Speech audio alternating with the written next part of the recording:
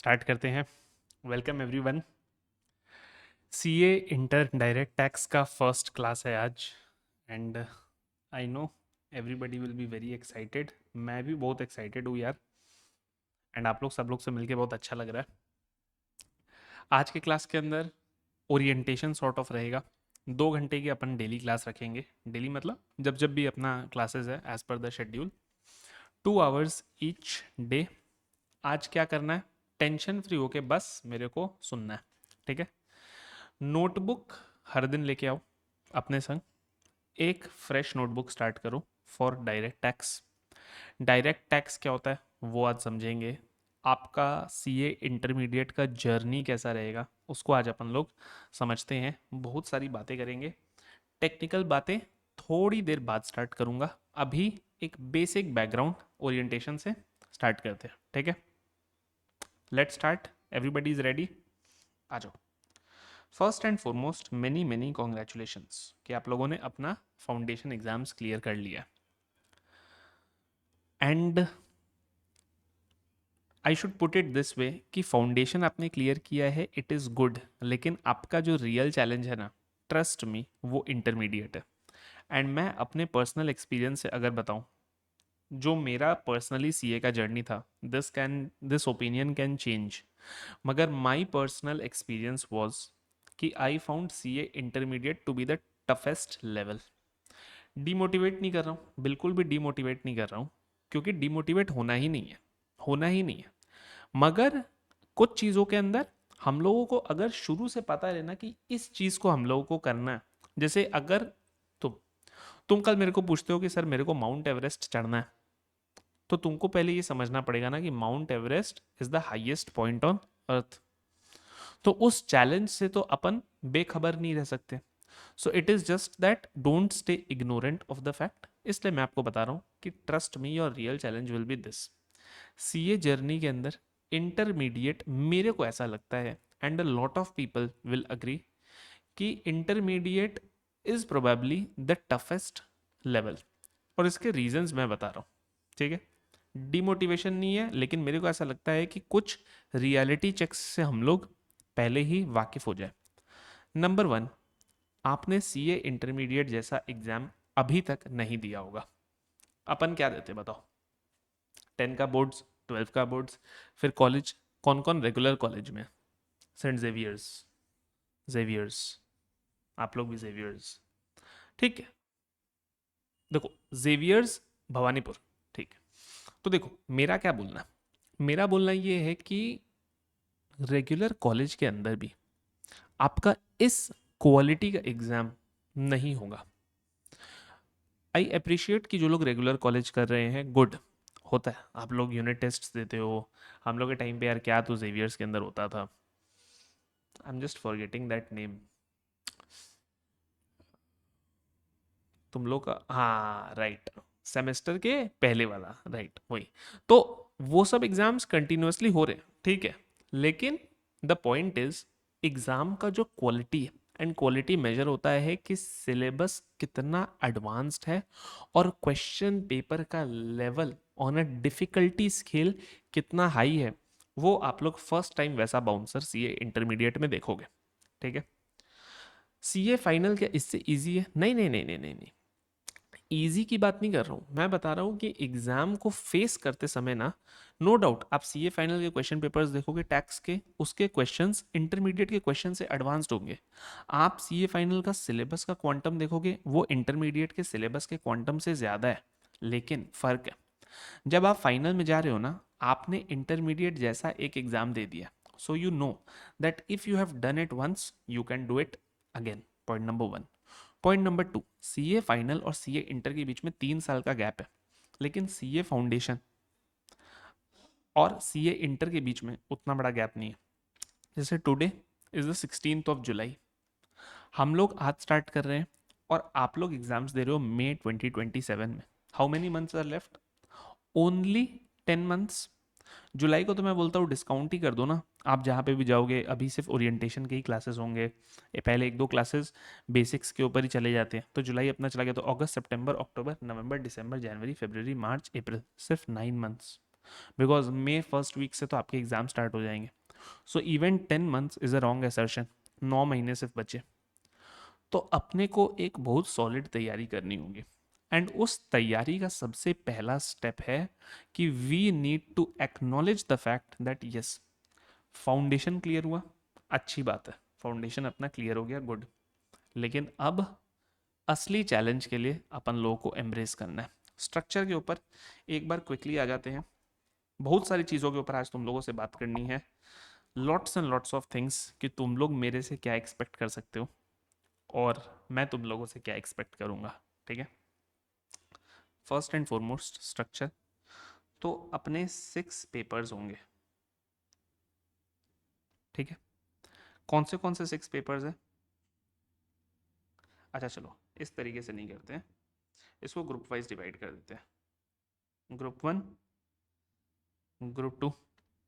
तुम लोग अवेयर ही हो, मगर स्टिल एक बार स्ट्रक्चरली डिस्कस कर लेते हैं चीज़ों को. ठीक है. ग्रुप 1 के अंदर कौन सा है आपका? एडवांस अकाउंट्स,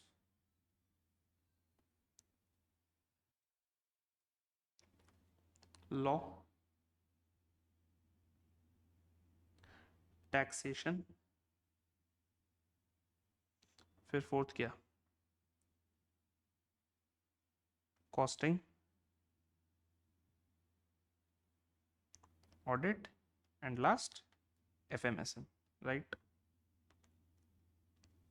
ये है अपना पूरा का पूरा सीए इंटरमीडिएट का स्ट्रक्चर.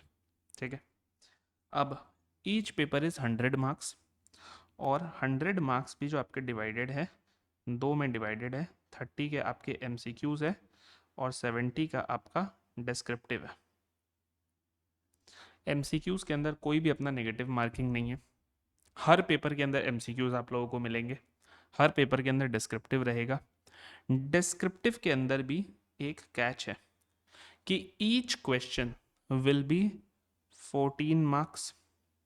तो अपने को कितने क्वेश्चंस करने हैं? 5 क्वेश्चंस, क्योंकि 14 × 5 = 70. लेकिन जो अपने को 5 क्वेश्चंस करने हैं ना, उसके लिए क्वेश्चन नंबर 1 जो है क्वेश्चन पेपर का, वो आपका कंपलसरी रहेगा और रिमेनिंग आपको 5 दिए जाएंगे जिसमें से आपको 4 अटेम्प्ट करने रहेंगे. यस. क्वेश्चन नंबर 1 कंपलसरी रहेगा, ये नहीं कि कोई एक नहीं. क्वेश्चन नंबर 1 ही कंपलसरी रहेगा. ऐसा नहीं है कि एक पेपर के अंदर क्वेश्चन 1 कंपलसरी है, दूसरे पेपर के अंदर क्वेश्चन 3 नहीं. हर पेपर के अंदर question 1 will be compulsory question. And आपको टोटल 6 डिस्क्रिप्टिव क्वेश्चन दिए जाएंगे. तो जो बचे हुए 5 यानी कि 2, 3, 4, 5, 6, उसमें से you have a choice to leave out any 1 question.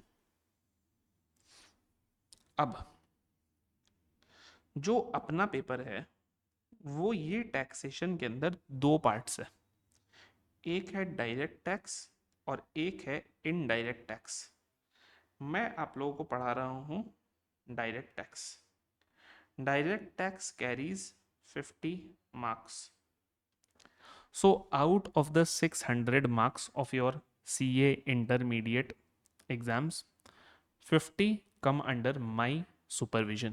मैं आप लोगों को ये 50 मार्क्स के लिए ट्रेन करूंगा और अपन अपना टारगेट इस ही मोमेंट डिफाइन कर लेते हैं कि अपना target will be very very very clear to score 40 in this 50. और ये पॉसिबल है, ये पॉसिबल है. ये मैं 40 इसलिए बोल रहा हूँ बिकॉज मैं चाहता हूँ कि तुम लोग सब लोग अपने आप से भी एक टारगेट लो कि you will have to get a rank. You will aim for a rank and not just aim, you will work accordingly. Rank के क्या बेनिफिट्स हैं ये मेरे को आपको बताने की ज़रूरत नहीं है, लेकिन trust me what I am going to say next will change the way you see rank. Rank अपने लोगों को इसलिए नहीं लाना है कि एक बिग फोर के अंदर आर्टिकलशिप लग जाए या फिर आगे चल करके लिंक्डइन के ऊपर एक सॉलिड प्रोफाइल बन जाए या एनीथिंग.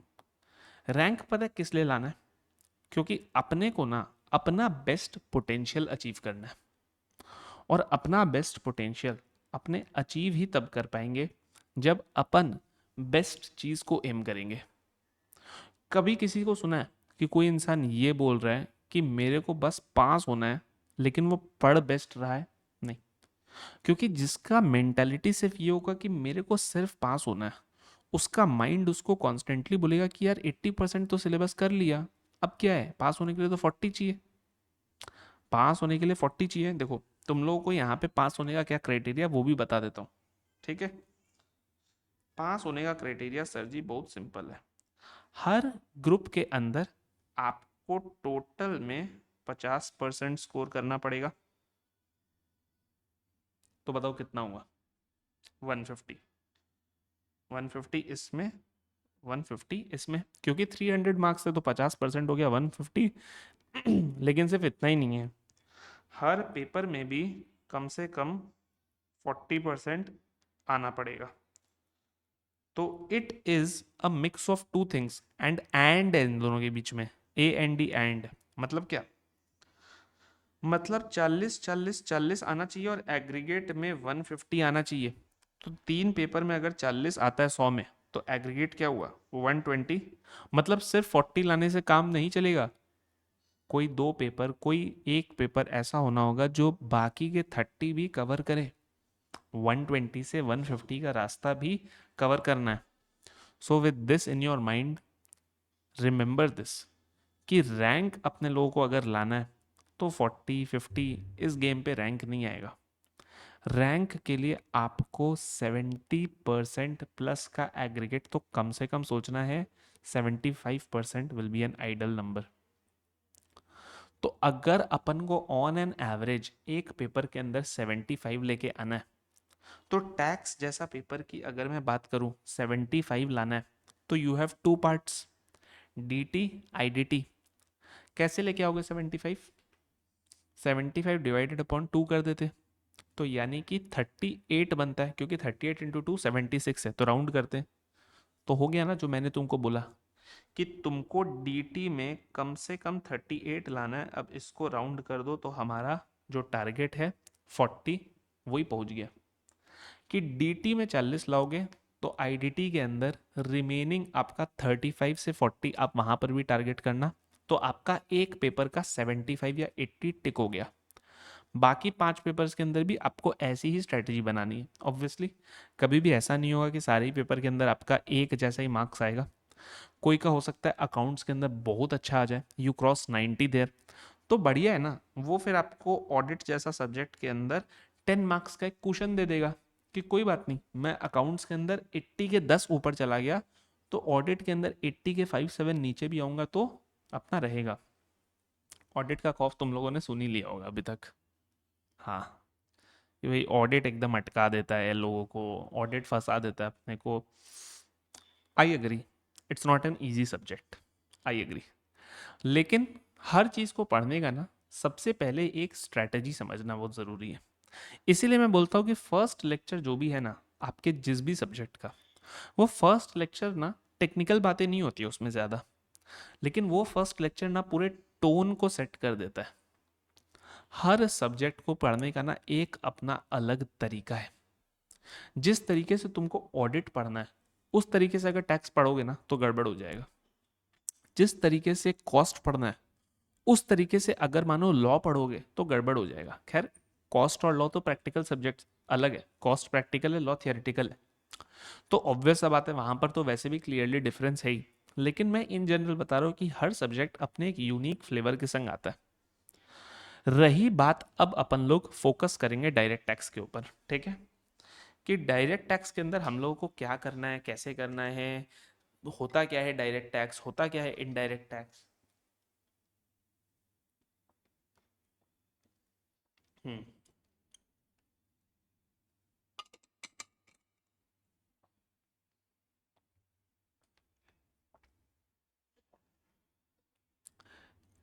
एक पॉइंट और है कि दोनों ग्रुप अगर आप संग में देते हो, क्या बोला मैंने, दोनों ग्रुप अगर आप संग में देते हो, then there is one benefit that you gate.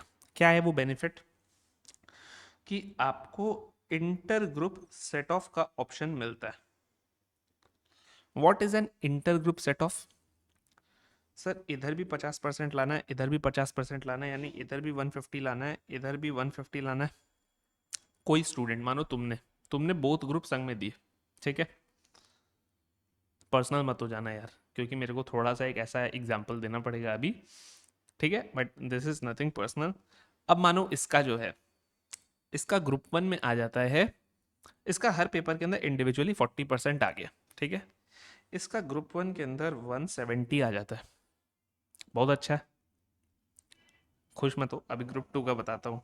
Group 2 में इसका 130 आता है, तो अब ये क्या करे, ये तो 20 शॉर्ट हो गया, लेकिन बिकॉज इसने दोनों ग्रुप्स एक संग दिए थे, तो अब पता है इसको बेनिफिट क्या है, इसका ये सेट ऑफ हो जाएगा, यानी कि यहां से 20 यहां चला जाएगा, टोटल के अंदर इसका जो 300 है, मान लिया जाएगा दोनों में 150 150 है।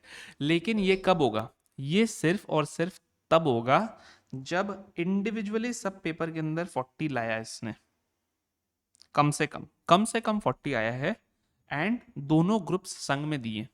यही मानो अगर ये दोनों ग्रुप संग में नहीं देता, अब ये ग्रुप 1 देता है और नवंबर 2027, सॉरी सितंबर 2027 में जा करके ग्रुप 2 देता है, ठीक है, तो उस केस में क्या होगा, अगर मई 2027 में इसका 170 आया, तो ये जो 20 यहाँ पे एक्स्ट्रा है ना, इसका सेट ऑफ का बेनिफिट इसको सितंबर 27 में नहीं मिलेगा।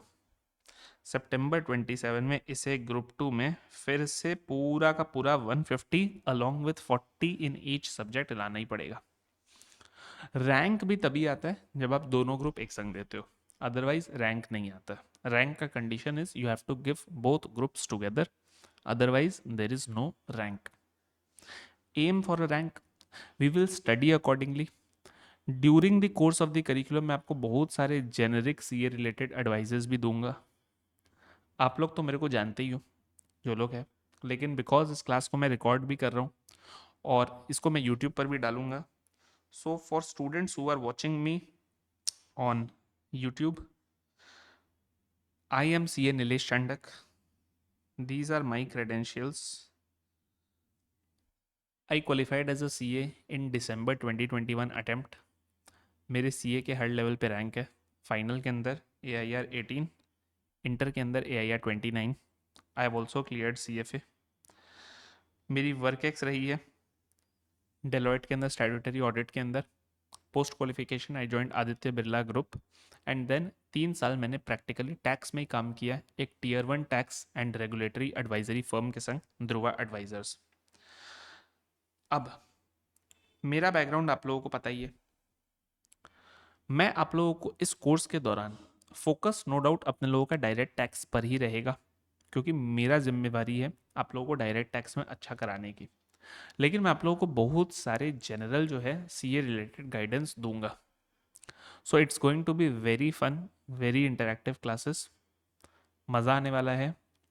आज हम लोग क्या करेंगे, आज हम लोग कुछ कुछ जनरल बातें करते हैं डायरेक्ट टैक्स से रिलेटेड। तो ये हो गया अपना कोर्स का स्ट्रक्चर का बात। अब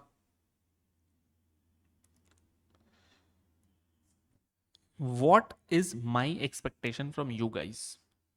I expect 4 things from you guys, ठीक है। पॉइंट नंबर 1, ये है माई expectations from you. Point number 1, please be regular with the classes.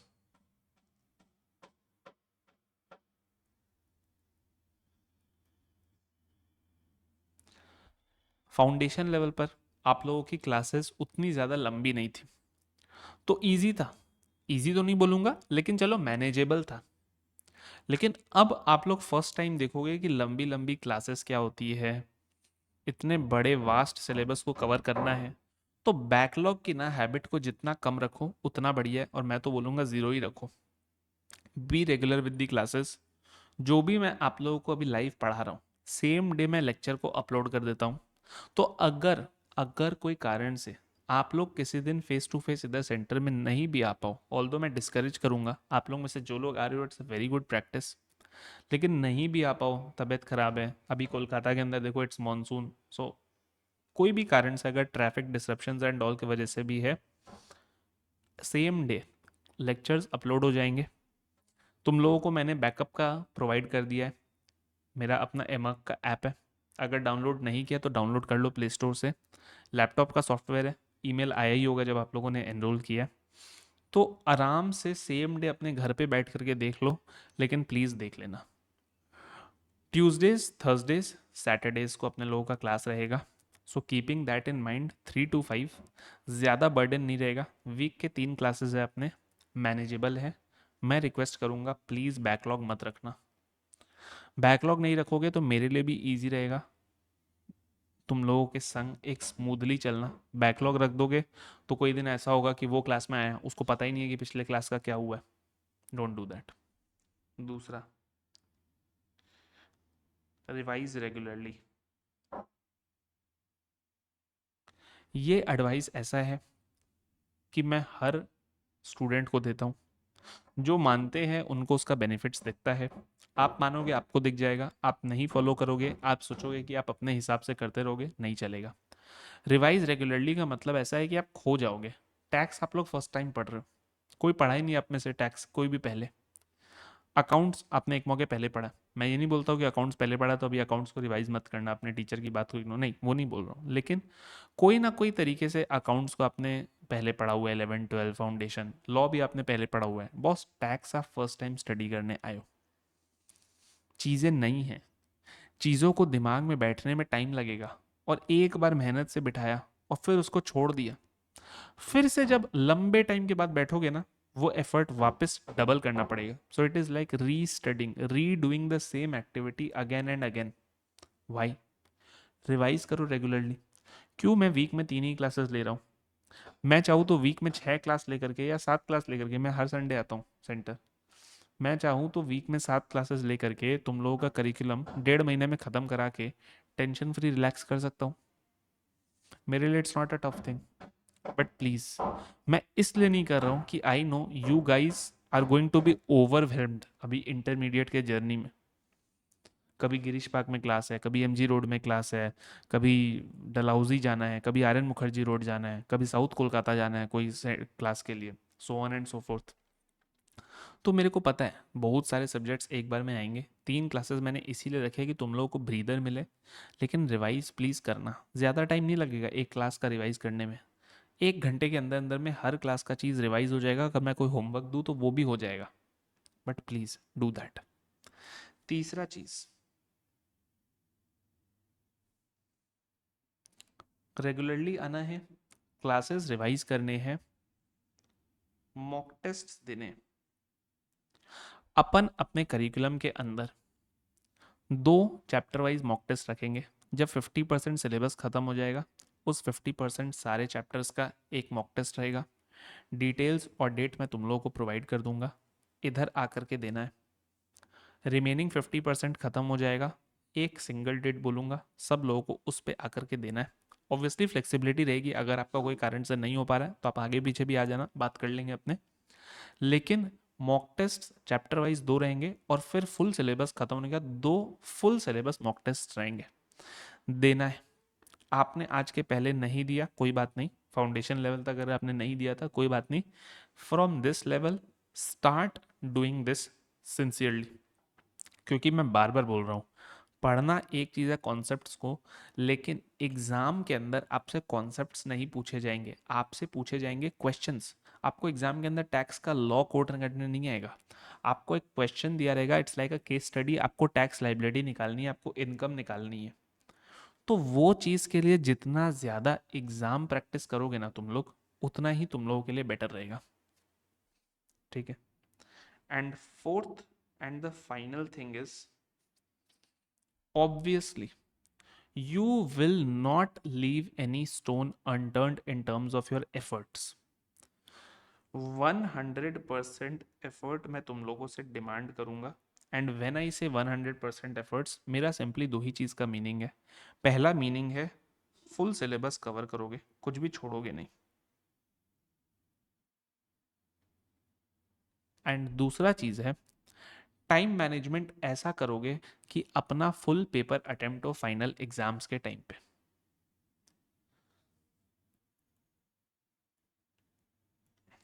बहुत सारी चीज़ें ऐसी हैं जो अब आप लोग एक्सपोज होंगे। जैसे आप लोग ABC एनालिसिस अगर फाउंडेशन तक नहीं भी सुना होगा तो अब यहाँ पे बहुत कॉमन होगा। मैं भी डालता हूँ ABC एनालिसिस, मगर मैं आज आप लोगों का एक मिथ क्लियर कर देता हूँ कि ABC analysis does not mean कि सिलेबस के किसी भी पार्ट को छोड़ना है। ये बहुत लोगों का एक मिथ है and let me clear this on the first day. कभी सुना है ABC एनालिसिस के बारे में? सुना है? सुना? गुड। आगे बहुत सुनने वाले हो। ABC एनालिसिस का मतलब ये नहीं है कि जो C कैटेगरी है उसको छोड़ दो। ABC एनालिसिस का मतलब ये है कि पहले A पढ़ेंगे, फिर B पढ़ेंगे, लास्ट में C पढ़ेंगे, छोड़ेंगे नहीं। तो with this keep this in your mind कि सिलेबस जो DT का है बहुत मैनेजेबल है, बहुत प्यारा है, कॉन्साइज है, छोड़ना कुछ भी नहीं है। This is my expectation from you कि नहीं सर हम लोग ये टॉपिक तो छोड़ के चले जाते हैं, सेट ऑफ कैरी फॉरवर्ड छोड़ देते हैं सर। नहीं, कुछ भी नहीं छोड़ना है, because everything is deeply interlinked. Total income का क्वेश्चन जो आएगा ना, हर चीज टेस्ट कर सकता है, तो छोड़ना कुछ भी नहीं है। अब your expectations from me,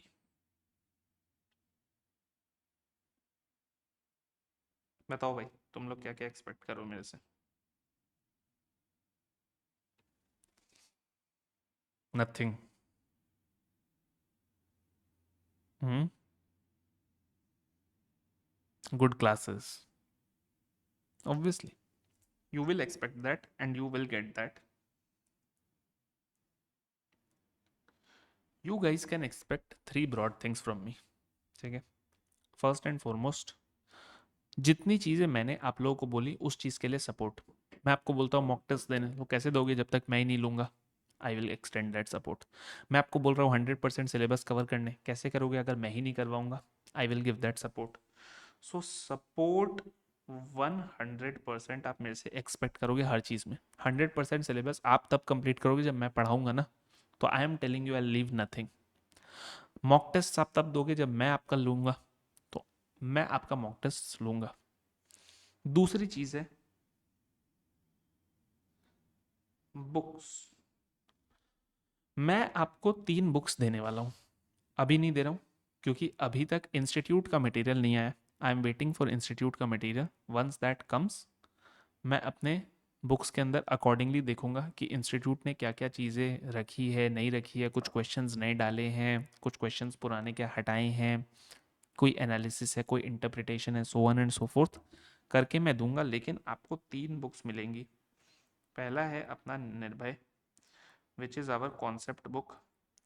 concept book क्या है सर? कॉन्सेप्ट बुक वो है कि सारे के सारे जो जो चीज़ें टॉपिक्स के अंदर, जो भी प्रोविजंस, जो भी सेक्शंस, जो भी एनालिसिस आपके लिए ज़रूरी है, सबको एक बुक के अंदर कंडेंस करके मैंने डाल दिया, सिंगल बुक के अंदर। इसके अलावा आपको मिलेगा निश्चय। ये क्या है? ये है मेरा इलस्ट्रेशंस का बुक। क्लास के अंदर बहुत सारे क्वेश्चंस हम लोग सॉल्व करेंगे, तो उन सारे क्वेश्चंस को मैं इलस्ट्रेशंस बुलाता हूँ। वो सब मैंने एक सिंगल बुक के अंदर कंपाइल करके रख दिए, उधर से आप देखो। और तीसरा मैं आपको दूंगा Vijay, which is our question bank. इसके अंदर questions along with the solutions रहेंगे। कौन से क्वेश्चंस कवर कर रहा हूँ? लास्ट 10 ईयर्स के past year questions, RTPs MTPs जो मोस्ट इंपॉर्टेंट क्वेश्चंस हैं वो, और कुछ कुछ ICAI के स्टडी मटेरियल के क्वेश्चंस। रिपीट क्वेश्चंस नहीं रहेंगे। इन 3 के बाद one thing I can tell you is this is going to be your one stop solution. आपको कभी भी ICAI के मटेरियल को खोल के चेक करने की ज़रूरत नहीं है कि पूरा कवर हुआ है कि नहीं हुआ है। आई हैव मेड श्योर कि सब कुछ कवर हो गया। तो with these 3 books you will have nothing to worry. And the third thing which I believe सबसे ज़्यादा आप मुझसे एक्सपेक्ट करोगे वो है कि सर क्लासेस अपने ऐसे करेंगे कि चीज़ें आपको कभी भी रटनी ना पड़े। अगर कहीं से भी आप लोगों को ये वाला व्यू पॉइंट मिला है कि डायरेक्ट टैक्स रटने की चीज़ है, तो ट्रस्ट में उसको आज ही अपने दिमाग से निकाल दो। डायरेक्ट टैक्स बिल्कुल भी रटने की चीज़ नहीं है। Yes it is rule based, lots and lots of things are rule based, but we will do so good practice इतना इनफ प्रैक्टिस करेंगे ना कि अपने को सब कुछ दिमाग में बैठ जाएगा। जहां जहां लॉ के पीछे की लॉजिक बतानी है सब कुछ बताऊंगा। स्क्रैच से शुरू करेंगे, बिकॉज ऑब्वियसली अगर आपको आइडिया भी है कुछ चीज़ों का, तो भी मैं यही मान के चल रहा हूं कि you guys are absolutely on a zero level with respect to taxes. मैं किसी दिन वो मान के नहीं चल रहा हूँ कि आप लोगों का कोई भी टैक्स का प्रायर अंडरस्टैंडिंग है या नहीं। इनफैक्ट मैं यही असम्पशन फाइनल लेवल के भी जब स्टूडेंट्स को पढ़ाता हूँ ना, मैं यही मान के चलता हूँ कि यार उनको सब वो इंटर का भूल गए। ऑल्दो ऑब्वियसली वहाँ पर कुछ कुछ चीज़ें तो मैं टर्म्स फिर भी यूज़ कर लेता हूँ कि चलो ठीक है फाइनल के स्टूडेंट्स हैं तो इंटरमीडिएट का कुछ तो याद हो गई।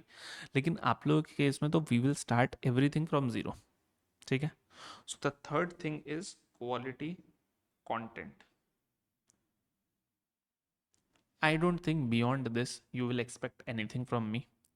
स्टिल अगर कुछ है सर डाउट सपोर्ट कैसे, तो मैं बता देता हूँ। डाउट सपोर्ट के लिए ये मेरा नंबर है।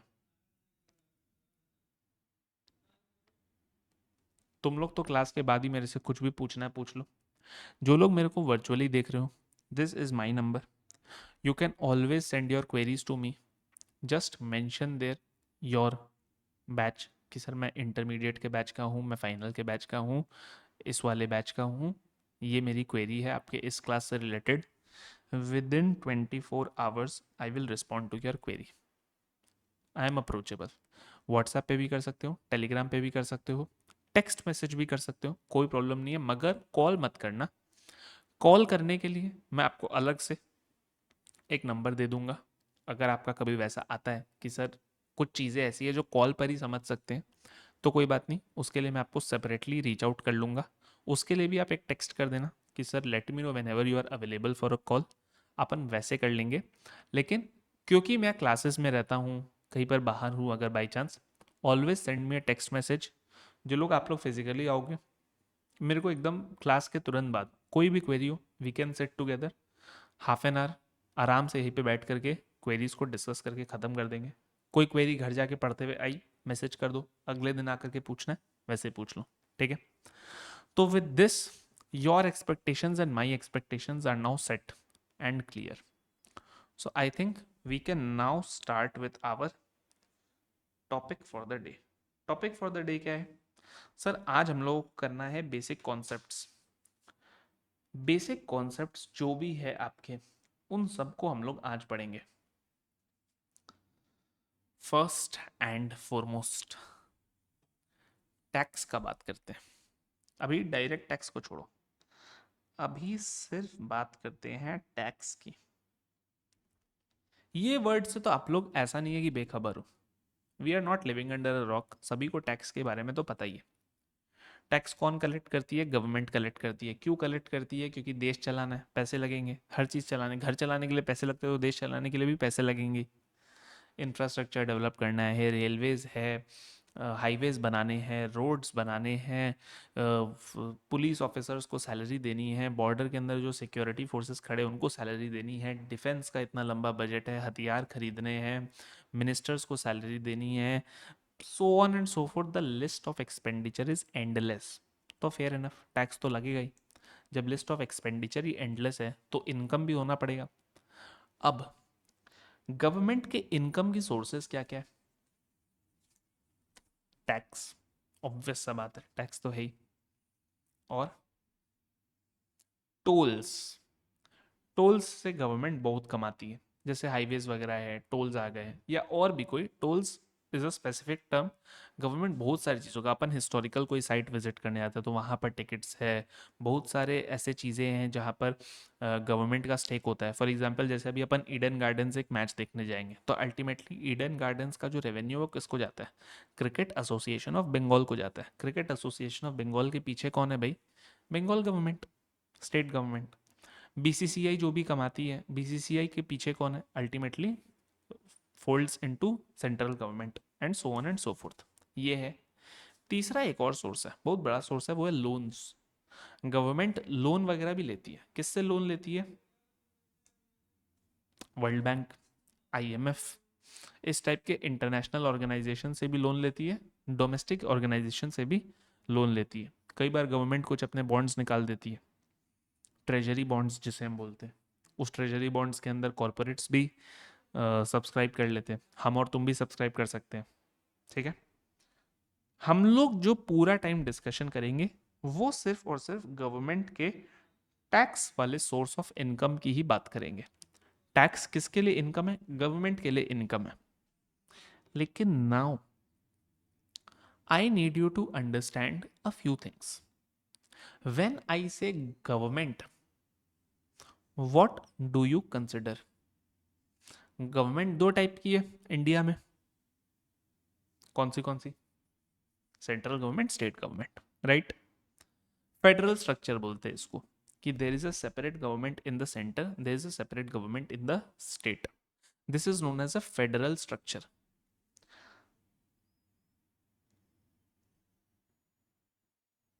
CG central government, SG state government. Tax कौन सी गवर्नमेंट लेती है?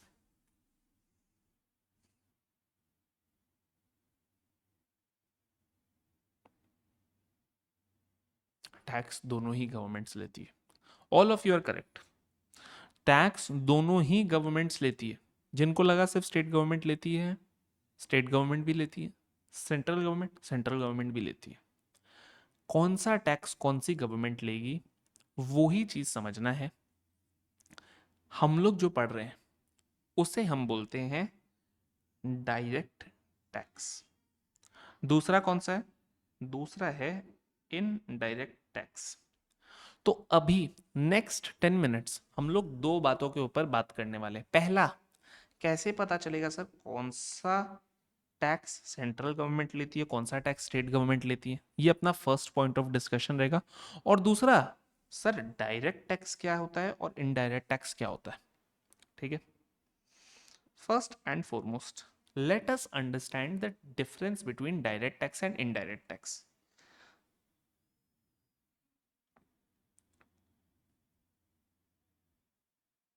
सर टैक्स दो टाइप के, स्क्रीन में दिख रहा है ना?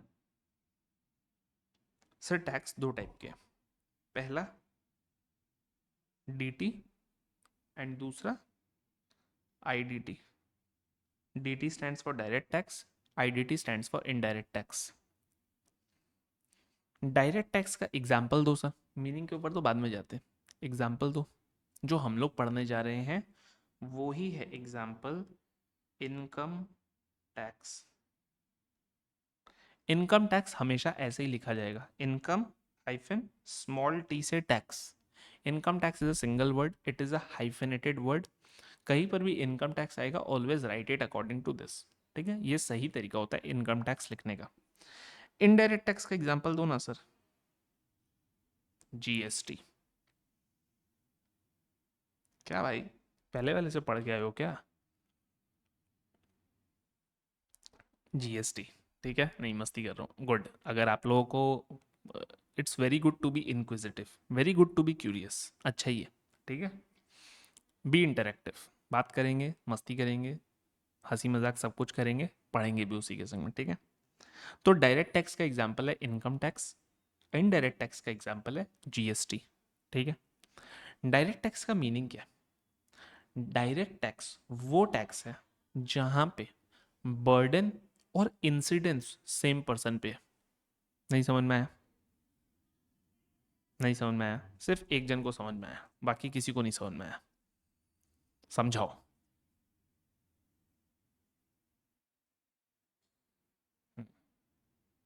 Right, right, good. See, direct tax के अंदर burden as well as incidence of tax are on the same person। लेकिन यहां पर बर्डन, इंसिडेंस अलग अलग पर्सन पे। मीनिंग क्या है? बर्डन होता है कि टैक्स बियर कौन कर रहा है, और इंसिडेंस होता है कि टैक्स पे कौन कर रहा है। फर्क है दोनों में, समझना। बर्डन होता है कि टैक्स को बियर कौन कर रहा है, इंसिडेंस होता है सर कि टैक्स को पे कौन कर रहा है। बर्डन होता है कि टैक्स को बियर कौन कर रहा है, इंसिडेंस होता है कि टैक्स को पे कौन कर रहा है। एक एग्जांपल लेता हूं, मैंने आप लोगों से फीस ली सीए इंटर डायरेक्ट टैक्स पढ़ाने की, ₹3000, ठीक है, 2999 ली थी, राउंड ऑफ कर देता हूँ 3000, ठीक है। ये हम लोगों की प्राइसिंग स्ट्रेटेजी होती है, ऐसा बोला जाता है। अब चलो मैं अपने पत्ते क्या खोलूँ तुम लोगों के आगे, लेकिन चलो खोल ही देते हैं कि ह्यूमन साइकोलॉजी ये बोलती है कि जो कंज्यूमर होता है ना, वो फर्स्ट डिजिट प्राइस का देख करके उसका इम्पैक्ट जो होता है वो होता है मोर देन 90% का। तो इन अ वे मेरे को तुम लोग से 3000 ही लेने थे, लेकिन मैंने ₹1 कम करके उसको 2999 कर दिया। ये बोल रहे सर इसका कोई इम्पैक्ट नहीं हुआ, हम लोग को 3000 ही लगा। साइकोलॉजिकली इम्पैक्ट होता है, बाकी प्रैक्टिकली तो ऑब्वियस सा बात है। इस बिजनेस में यू आर माई कस्टमर, लेकिन in general all of us are customers only. अभी मैं इस शर्ट को खरीदने जाता हूँ, ये शर्ट को जो मैंने खरीदा, तो अभी मैं भी स्टोर में गया, तो यार स्टोर में जाकर के इस शर्ट का प्राइस था 1999, तो I mean there I was a customer. लेकिन आईआईएम वगैरह की स्टडीज़ ये बोलती है कि फर्स्ट डिजिट से ही इम्पैक्ट आ जाता है मोर देन 90% का। सेकेंड डिजिट तक इंसान का जब माइंड जाता है तो वो ऑलरेडी इसको 2000 वाले ब्रैकेट में देखता है रादर देन 3000 वाले ब्रैकेट में। ठीक है, जो भी है, चलो हटाओ इन सब बातों को, ठीक है। तो देखो, ये हुई कि ये मैंने तुम लोगों से फीस ली, ठीक है। अब ये जो मैंने फीस ली, गौर से सुनना, इस फीस के अंदर दो बातें समझनी है। मैंने तुम लोगों से 3000 ली, लेकिन तुम लोगों को ये चीज रियलाइज नहीं हुआ, लेकिन इसके अंदर जीएसटी इंक्लूडेड था। लेट से इसके अंदर 5% जीएसटी था। तो एक चीज मेरे को बताओ, 3000 अगर जीएसटी इंक्लूड करता है तो जीएसटी किसको जा रहा है? गवर्नमेंट को। अभी कौन सी गवर्नमेंट को जा रहा है उसके ऊपर अभी बात नहीं हो रही, उसको साइड कर दो, उसको साइड कर दो, वो अपने बाद में डिस्कस करेंगे। अभी सिर्फ गवर्नमेंट बोल रहे हैं, दिमाग मत लगाना सेंट्रल है कि स्टेट है, उसको बाद में करेंगे, ठीक है। 3000 जो मैंने तुम लोगों से लिया, मान के चलो उसके अंदर 5% का जीएसटी था इंक्लूडेड। तो अब मेरे को एक चीज बताओ, मेरी कितनी फीस हुई, गवर्नमेंट को कितना देना है मेरे को? 3000 का 5%। मैंने तुमसे 3000 लिया है कि 3000 प्लस 5% लिया है? 3000 लिया है, so that means 3000 includes the 5%। So if 3000 includes the 5%, चलो एलजेब्रा में सॉल्व करते हैं। Let my fees be x, तो जीएसटी कितना है? 1.05 नहीं, 0.05x। तो टोटल क्या बन गया? 1.05x, और ये 1.05x ही अपना 3000 है। तो एक चीज मेरे को बताओ ना, x कितना आया? इसी से याद आया कि प्लीज अपने संगे कैलकुलेटर भी कैरी करना। गुड, जो लोग कैरी कर रहे हैं, आपके पास कैलकुलेटर नहीं है, कल से प्लीज लेके आइएगा। आज तो कुछ ज़्यादा कैलकुलेशन है नहीं, लेकिन please always carry a calculator. और ये आई थिंक सभी सब्जेक्ट्स के लिए रहेगा, not just for direct tax. Law और ऑडिट का अलग बात है, आप उसके ट्यूशन में नहीं भी कैलकुलेटर लेके जाओ चलेगा, लेकिन accounts, cost, FMSM, tax, calculator is a must, ठीक है। Until unless you are champion at maths तो अलग बात है, ठीक है। तो मेरी फीस इसमें से आ गई सर 2857, ठीक है।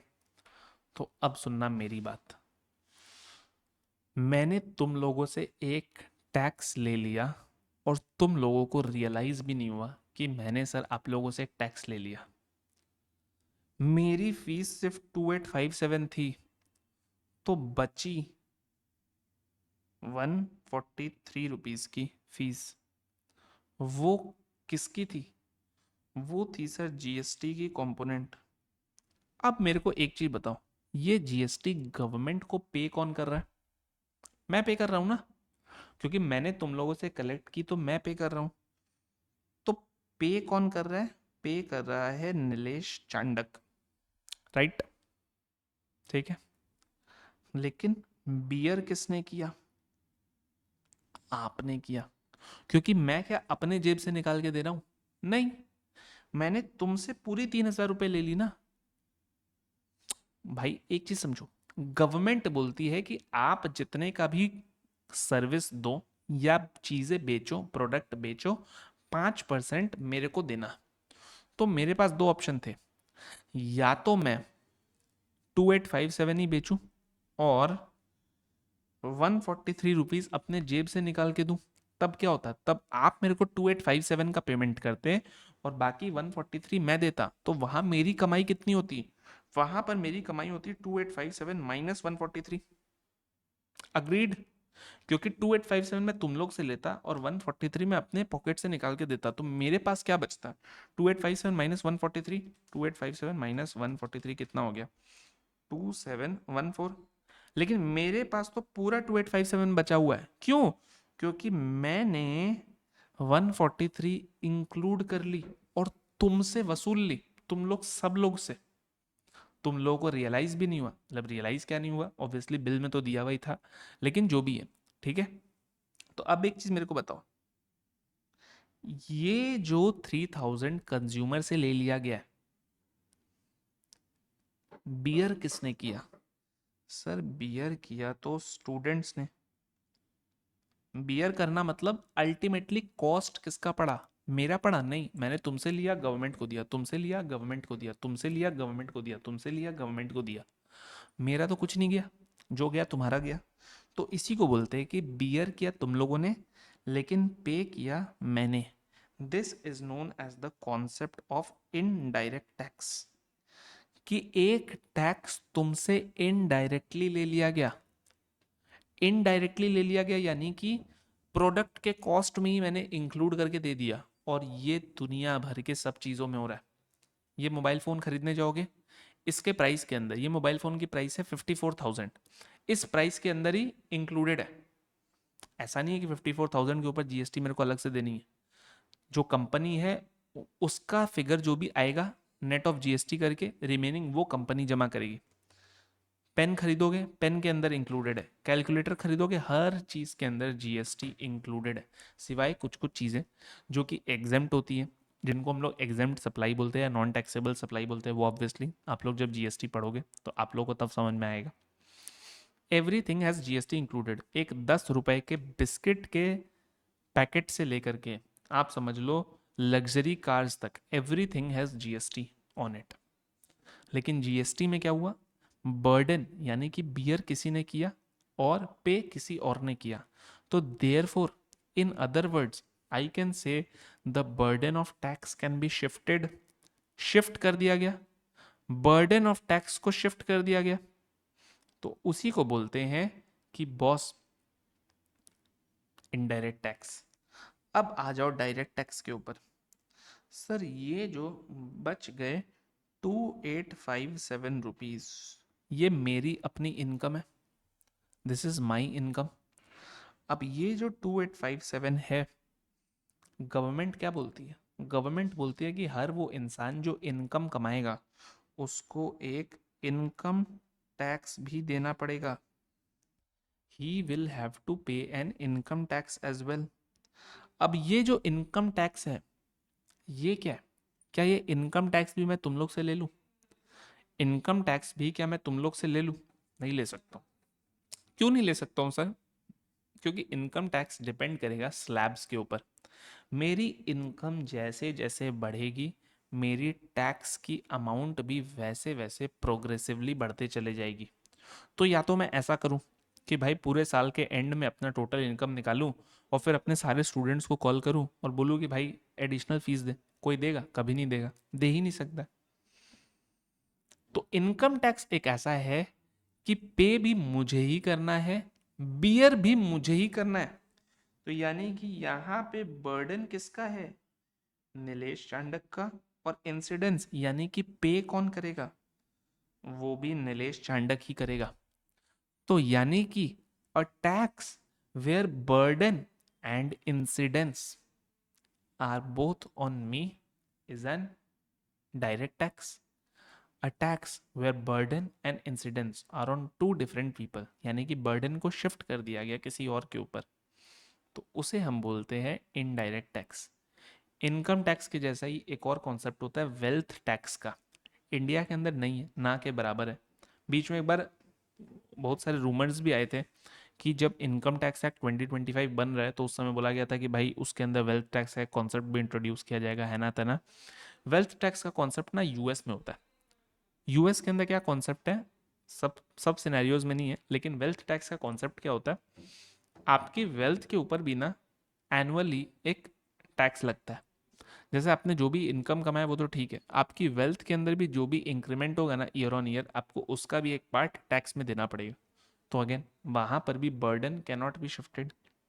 इनडायरेक्ट टैक्स का एक और एग्जांपल दूं, तो इनडायरेक्ट टैक्स का एग्जांपल है जीएसटी तो है ही, कस्टम्स। कस्टम्स आप अभी नहीं पढ़ोगे, आप फाइनल लेवल पर पढ़ोगे, तो वहां पर आपको समझ में आएगा कि कस्टम्स क्या होते हैं। एक्साइज ड्यूटी नेग्लिजिबल हो गई है, लेकिन थोड़े बहुत चीज़ों में है अभी भी। तो these are examples of indirect taxes. तो हम लोगों का जो दो पॉइंट्स ऑफ डिस्कशन था, पहला डायरेक्ट टैक्स और इनडायरेक्ट टैक्स में क्या फ़र्क है, क्लियर टू एवरीबडी,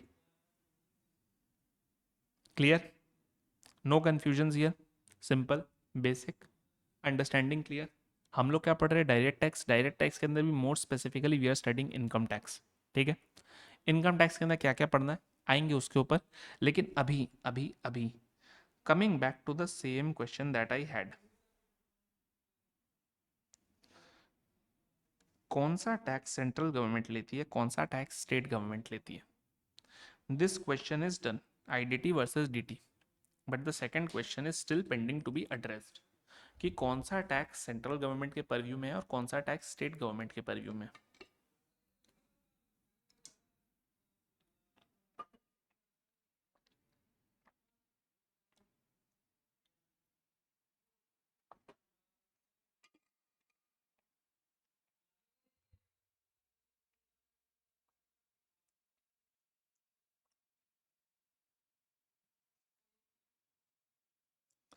ये बोल रहा है कि सर म्यूचुअली डिसाइड कर लेंगे।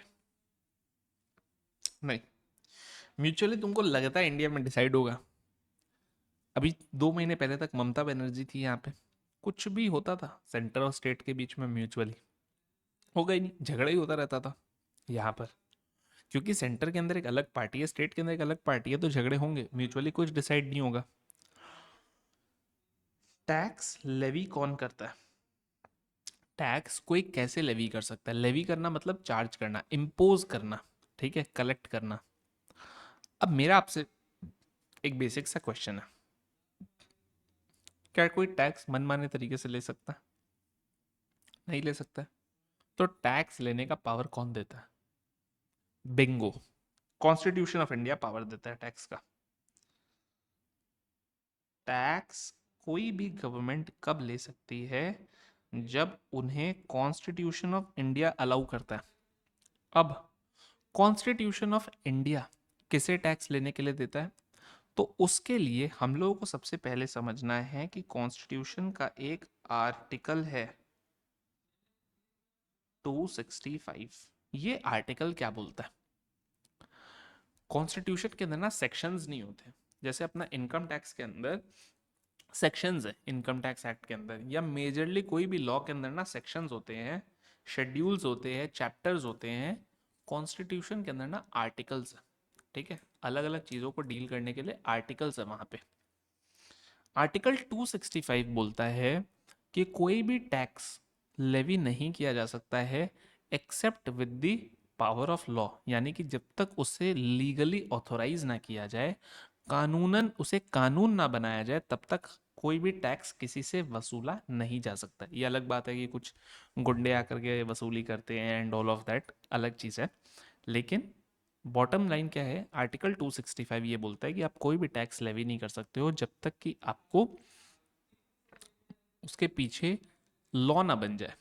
अब एक और आर्टिकल है, वो है अपनी आर्टिकल 246 कॉन्स्टिट्यूशन की। ये आर्टिकल क्या बोलती है, ये आर्टिकल बोलती है कि सर जी, जो अपना लॉ है ना, वो इस देश के अंदर दो लेवल पे बनते हैं। एक सेंट्रल गवर्नमेंट के लेवल पर, जिसे हम बोलते हैं पार्लियामेंट लॉ। क्योंकि सेंट्रल गवर्नमेंट कहाँ बैठती है, पार्लियामेंट ऑफ इंडिया में। पार्लियामेंट के दो पार्ट होते हैं, लोकसभा राज्यसभा।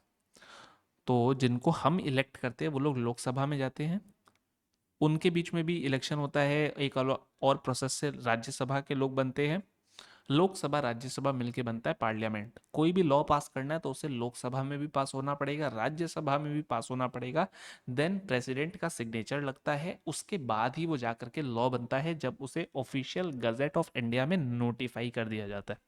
ये होता है पूरा 4 स्टेप प्रोसेस, ठीक है।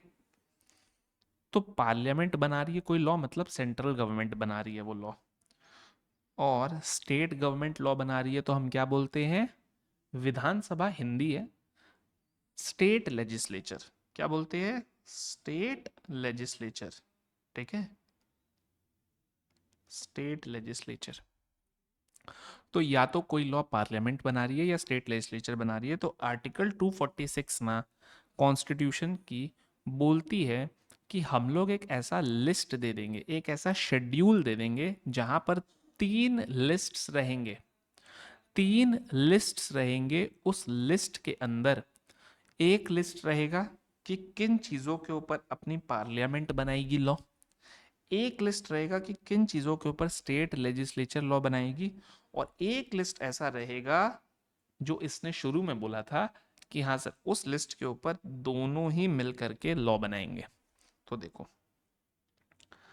आपका 7th शेड्यूल टू आर्टिकल 246 इन तीनों लिस्ट्स को कवर करती है।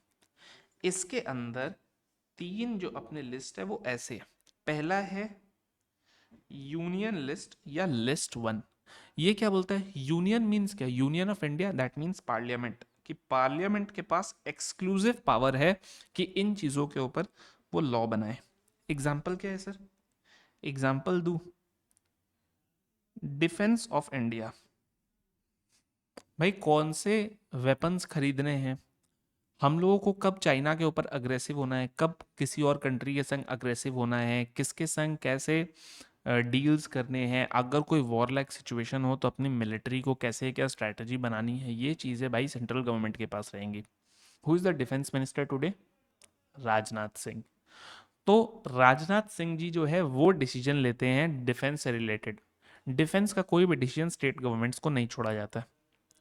दूसरा एग्जाम्पल बताओ सर, दूसरा एग्जाम्पल है अपने लोगों का, मान करके चलो इनकम टैक्स ही दूसरा एग्जाम्पल, मान करके क्या चलना है, एक्चुअली में इनकम टैक्स है, इनकम टैक्स जो है वो सेंट्रल गवर्नमेंट ही लेती है।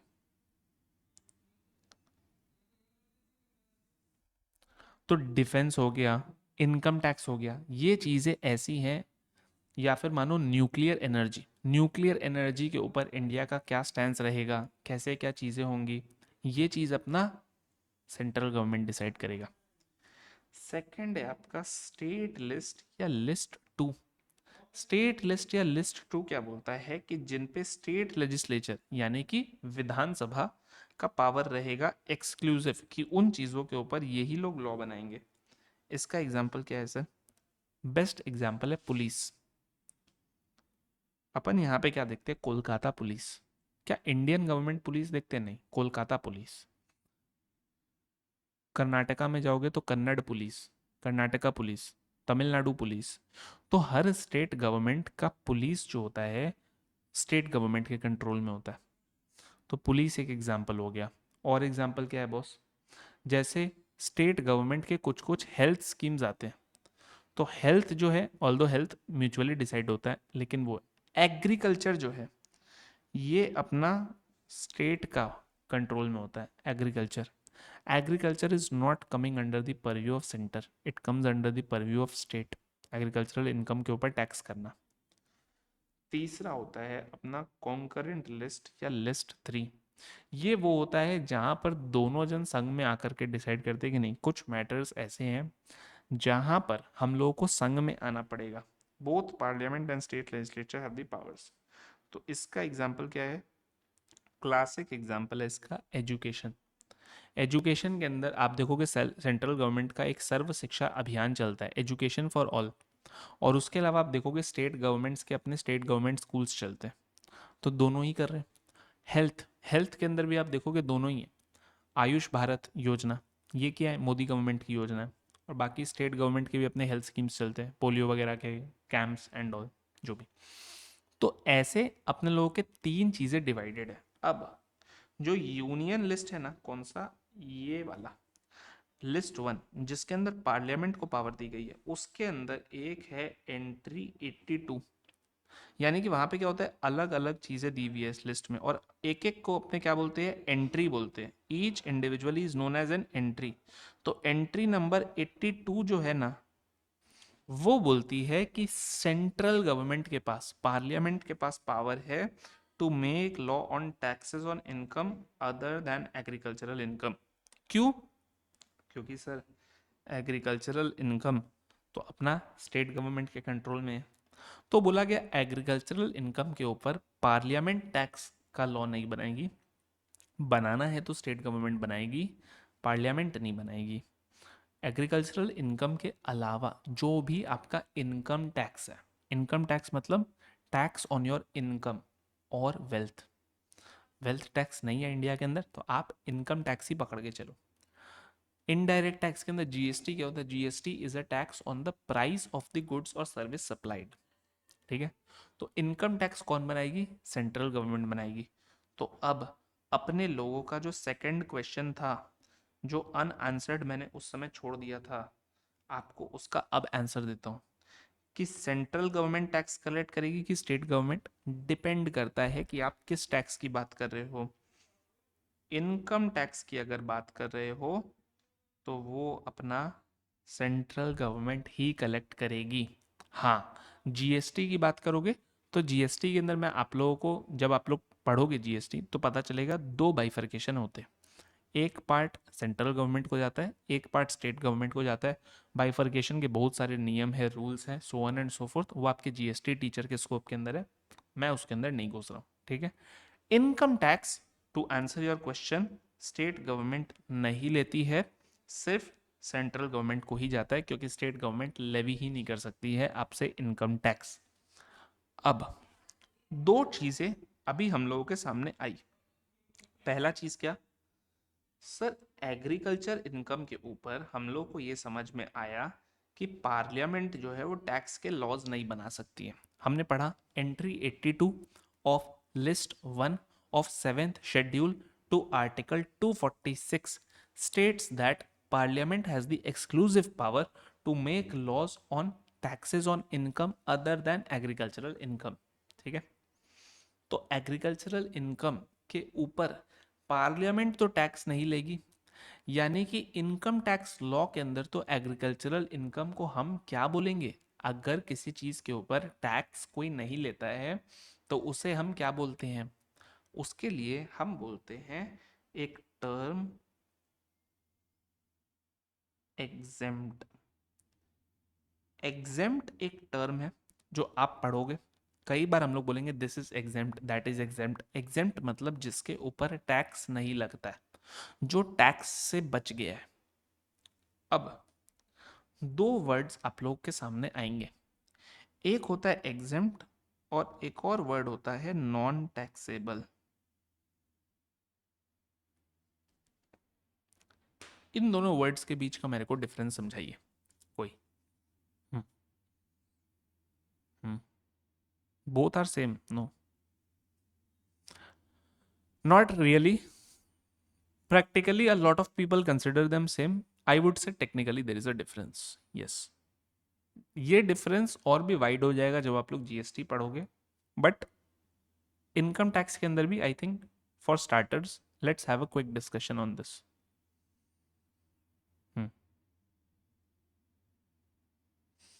I would say close but not correct. Exempt क्या होता है और नॉन टैक्सेबल क्या होता है, कोई चीज जो किसी, देखो क्या बोला मैंने, आर्टिकल 265 क्या बोलता है कि टैक्स आप तब तक नहीं लेवी कर सकते हो जब तक it is not made in a law, मतलब जब तक कानूनन बैकिंग ना हो, लॉ ना बन जाए, तब तक नहीं कर सकते हो। नॉन टैक्सेबल होता है कि something which is outside the scope of that law, something which is outside the scope of that law.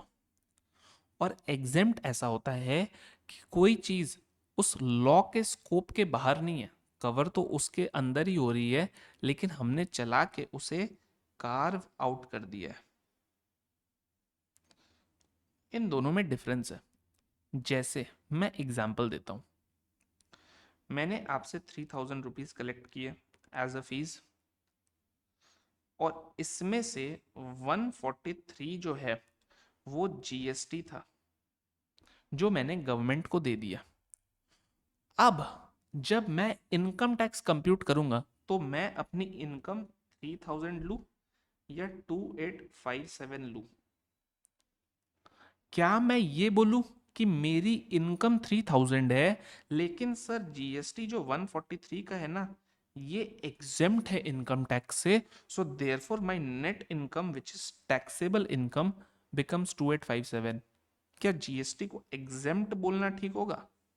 नहीं, GST is not exempt from income tax. यहां पे ये मेरे इस लॉ के परव्यू के ही बाहर है। It is non taxable. इसके ऊपर इनकम टैक्स एक्ट नहीं लगा सकता है टैक्स, तो मेरी इनकम को बाय डिफॉल्ट 2,857 ही माना जाएगा because GST is not taxable. कैसे टैक्स कर लेगी गवर्नमेंट? जीएसटी मेरी इनकम थोड़ी है, वो इनकम के डेफिनेशन में ही नहीं आती है। लेकिन एग्रीकल्चरल इनकम क्या इनकम के डेफिनेशन में है? अरे बिल्कुल है ना सर। जैसे तुम और मैं पैसे कमा रहे हैं वैसे ही एक किसान भी पैसा कमा रहा है, लेकिन हमने उसको चला के कार्व आउट कर दिया। कार्व आउट कर दिया मतलब हमने बोला कि हाँ किसान भी कमा रहा है। भाई बड़े बड़े किसान होते हैं, हरियाणा, पंजाब, राजस्थान, गुजरात, इन सब साइड में आप जाओगे ना, कुछ कुछ आपको, और सिर्फ उनमें नहीं, आपको हर ही स्टेट के अंदर होते हैं, बट मैं आपको एग्जांपल दे रहा हूँ। वहां पर आप जाओगे ना, आपको कुछ कुछ ऐसे ऐसे फार्मर्स दिखेंगे जिनके पास लग्जरी कार्स है, बड़े बड़े बंगले, ऐसे ऐसे घर है, ऐसे ऐसी प्रॉपर्टीज है जो मेरे और आपके पास भी नहीं मिलेंगी। तो मेरे को एक चीज बताओ, क्या उनके पास इनकम नहीं है? बिल्कुल है। तो इनकम है तो इनकम टैक्स के तो परव्यू में आ ही गए। तब क्यों टैक्स नहीं दे रहे हैं? क्योंकि एग्रीकल्चरल इनकम को एग्जेम्प्ट कर दिया, यानी कि उसे कार्व आउट कर दिया। कार्व आउट करना मतलब पता है क्या होता है? जैसे देखो ये एक मेरे पास बॉक्स है, अब मैं अगर इधर एक होल करूं और इसको निकाल लूं ना अलग से और निकाल के फेंक दूं तो यहां पर एक होल हो जाएगा। अब चीज क्या है? ये है पूरा का पूरा इनकम टैक्स का लॉ, और इसमें से एक होल निकाल करके जो मैंने रख दिया साइड वो है एग्रीकल्चरल इनकम, कि पूरा इनकम में से हर चीज टैक्स होगा, एग्रीकल्चरल इनकम को मैंने कार्व आउट कर दिया। That is known as exemption versus non taxable. ठीक है, ये कुछ कुछ बेसिक्स है। आज मैं आपको बोला ना, मैं खाली आप लोगों को बेसिक्स पढ़ाऊंगा। यही डिफरेंस आपको बहुत इंपॉर्टेंट हो जाएगा जब आप लोग जीएसटी के अंदर सप्लाई पढ़ोगे, non taxable supply versus exempt supply. ठीक है, अब एक क्वेश्चन थोड़ा सा डाइग्रेस कर जाते हैं। ठीक है, और कम करें? मैं टेम्परेचर बढ़ा देता हूँ, फैन नहीं कम करता हूँ। ठीक है, मेकिंग इट 25। ठीक है, हाँ, अब सुनो। अब एग्रीकल्चरल इनकम सर क्यों एग्जेम्प्ट किया गया? क्यों एग्जेम्प्ट किया गया?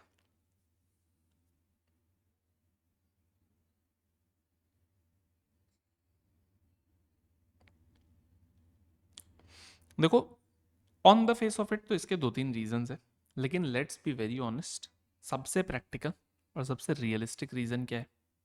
Vote bank. देखो यार, इंडिया के अंदर आज भी a significant percentage of the population stays in rural areas, और रूरल एरियाज के अंदर आज भी primary source of livelihood is agriculture. तो इस देश के अंदर जो किसान है ना, उसका परसेंटेज बहुत हाई है, बहुत हाई है। So they are a significant vote bank.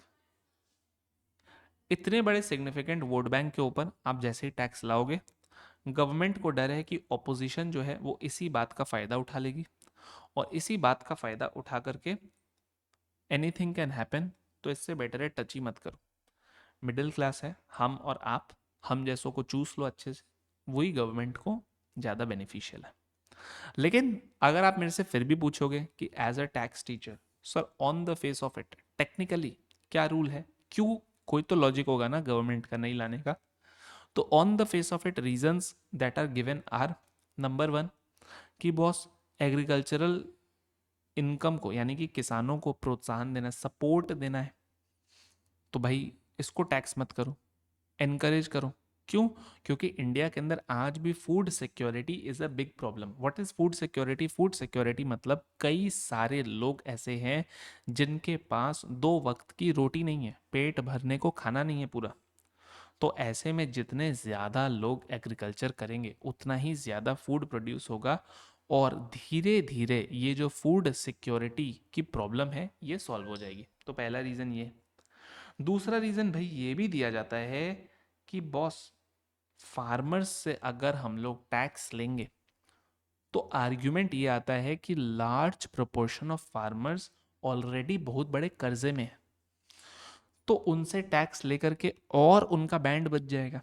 वो बेचारे वैसे ही कर्जे में हैं, ऊपर से गवर्नमेंट अपना टैक्स का एक बिल लेके और आ जाएगी। लेकिन इस आर्ग्यूमेंट से मैं अग्री नहीं करता हूँ, क्योंकि मेरा बोलना यह है कि इनकम टैक्स का फंडामेंटल प्रिंसिपल है कि जब कोई इनकम कमाएगा तभी ना हम उसके ऊपर टैक्स लेंगे। तो आपके इनकम कमाने में अगर आपके कर्जे हैं तो आप उन्हें माइनस कर दो, लॉ को वैसे बना दिया जाएगा। और नेट में जो बचेगा उसके ऊपर आप देना, उसमें भी थ्रेशोल्ड लगा दिया जाएगा कि आप इतने इनकम तक कोई बात नहीं मत दो, 5-7 लाख रुपए तक आप कमा रहे हो साल का तो कोई बात नहीं, मत टैक्स दो।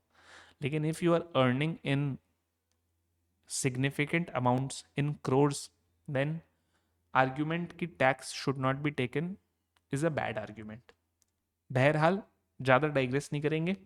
Long story short, agricultural income out हो गया। कैसे पता चला? एंट्री 82 से हम लोगों को पता चला। ठीक है, तो हम लोगों ने डायरेक्ट टैक्स इनडायरेक्ट टैक्स के डिफरेंस के ऊपर बात कर ली। Central government income tax collect करती है एंटायरली, वो बात कर ली। एग्रीकल्चरल इनकम को बाहर किया गया, उसकी हम लोगों ने बात कर ली। अब आ जाते हैं कि हमारे सिलेबस के अंदर हमें पढ़ना क्या है। आपका जो टैक्सेशन का पेपर है इसके 2 पार्ट्स हैं, part A, part B. Part A जो आपका है वो मेरे कंट्रोल में है और उसका नाम है income tax law. I want to understand what is meant by law। कानून, गुड। लॉ मीन्स कानून, स्ट्रेट फॉरवर्ड, एकदम सही बात है। वो मीनिंग नहीं है सर, वो हिंदी ट्रांसलेशन है। लॉ क्या है? कानून। कानून क्या है? लॉ। तो ये तो मीनिंग ही कभी नहीं पता चला। वी ऑल नो कि ठीक है कॉमन यूज्ड वर्ड है, लेकिन लॉ एंड एक्ट आप लोगों ने सुना होगा अभी रिसेंटली बहुत ज़्यादा, इट्स अ फेमस थिंग कि बॉस इनकम टैक्स एक्ट 2025 आ गया है, इनकम टैक्स एक्ट 2025 आ गया है, राइट? सबने सुना है। इसके पहले वाला कौन सा था? गुड, ये बच्चा पढ़ के आया। 1961 का एक्ट था जिसे अब रिपील कर दिया गया है और इनकम टैक्स एक्ट 2025 को इंस्टेट कर दिया गया। रिपील करना मतलब हटा देना, डिस्पोज कर देना। डिस्पोज सही वर्ड नहीं होता, लॉ इज रिपील्ड, रिमूव्ड। ठीक है, उसके बदले इनकम टैक्स एक्ट 2025 आ गया। तो मेरे को एक चीज बताओ, हम लोग इनकम टैक्स एक्ट ही बोल देते ना पार्ट ए को, हम लोगों ने लॉ क्यों बोला? why did we not use the word act and why did we use the word law? What is meant by law? I'll answer this question for you guys। ठीक है, law is an umbrella term।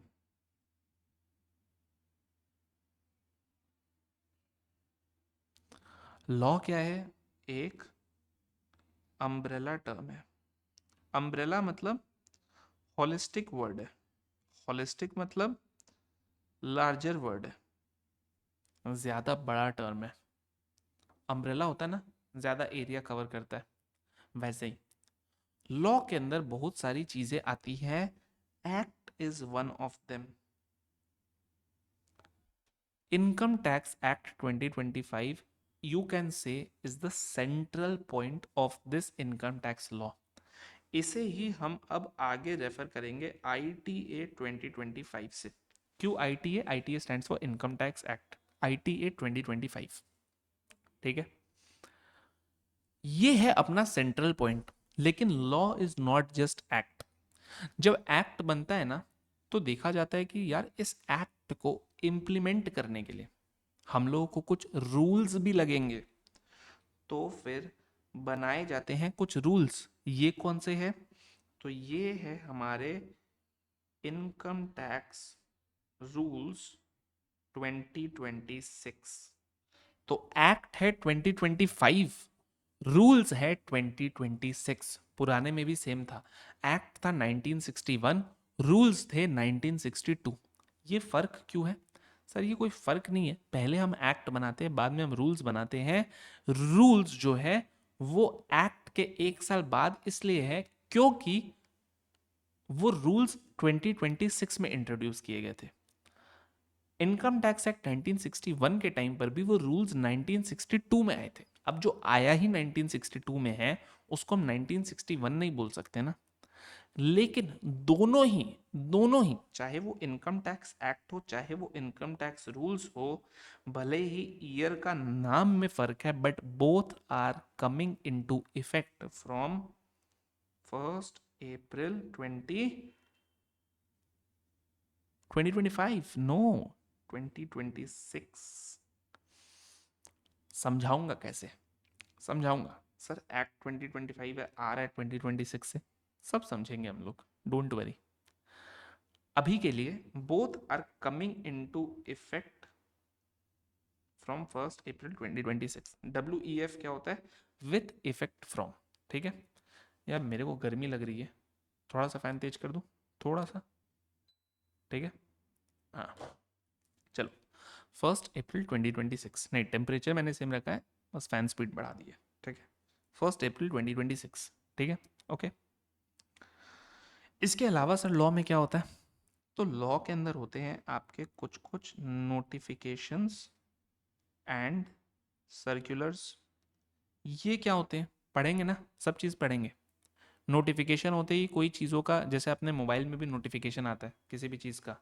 WhatsApp आया तो notification आया, Facebook का कोई notification आ गया, Instagram का कोई नोटिफिकेशन आ गया, जिससे अपने को डिस्ट्रैक्ट बिल्कुल भी नहीं होना है.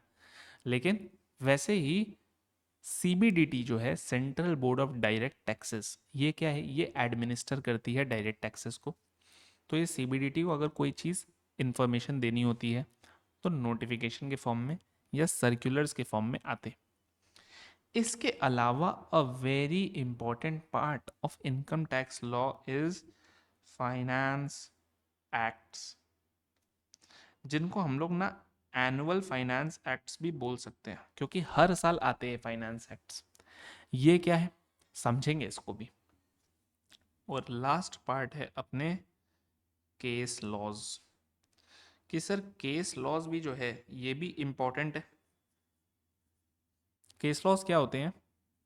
कोर्ट के अंदर कोई भी मैटर गया, अब कोर्ट उसके अंदर डिसीजन लेगी.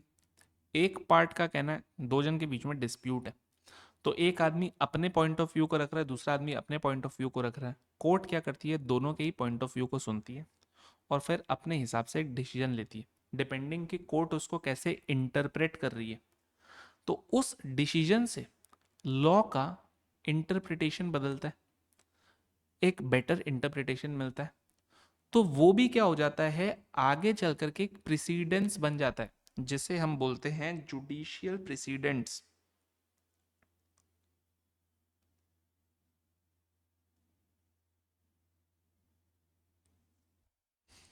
जुडिशियल प्रेसिडेंट क्या होता है? प्रेसिडेंट मतलब कोई उदाहरण, कोई एग्जिस्टिंग इंटरप्रिटेशन जो कोर्ट ने लिया है. जुडिशियल प्रेसिडेंट मतलब कोई प्रेसिडेंट जो कोर्ट ने लिया है. अब जुडिशियल प्रेसिडेंट मतलब क्या है? कि कोर्ट ने इस लॉ के अंदर, इस सेक्शन के अंदर, इस प्रोविजन के अंदर अगर कोई एम्बिग्विटी है तो कोर्ट ने ऑलरेडी एक सिमिलर केस के अंदर उस एम्बिग्विटी को सॉल्व करके दिया है. तो हम क्या करते हैं, हम अब उस मीनिंग को भी ले सकते हैं. वो भी अपने आप में एक सोर्स ऑफ लॉ बन जाता है. All of these are what? All of these are sources of law, sources of income tax law. पहला क्या, इनकम टैक्स एक्ट 2025, दूसरा इनकम टैक्स रूल्स 2026, तीसरा नोटिफिकेशंस एंड सर्कुलर्स, चौथा एनुअल फाइनेंस एक्ट्स, पांचवा case laws. ये पांचों मिल करके income tax law बनते हैं।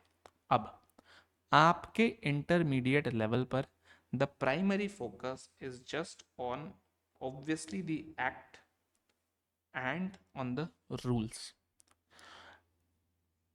फाइनेंस एक्ट्स का तो ऑब्वियस रेट्स वगैरह के लिए इम्प्लीकेशन आई गई, मगर इनका और इनका कोई रोल नहीं है पर से आप लोगों के लिए।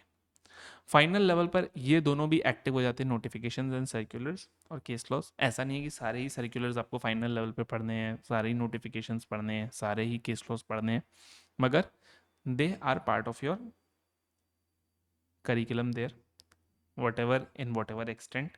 इंटरमीडिएट लेवल पर आपको टेंशन लेने की ज़रूरत नहीं है।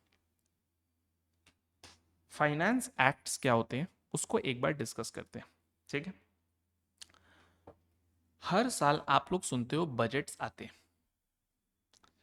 कब आता है भाई बजट? बजट कब आता है? Budget comes on the first day of February. Generally 1 फरवरी को ही अपना बजट आता है।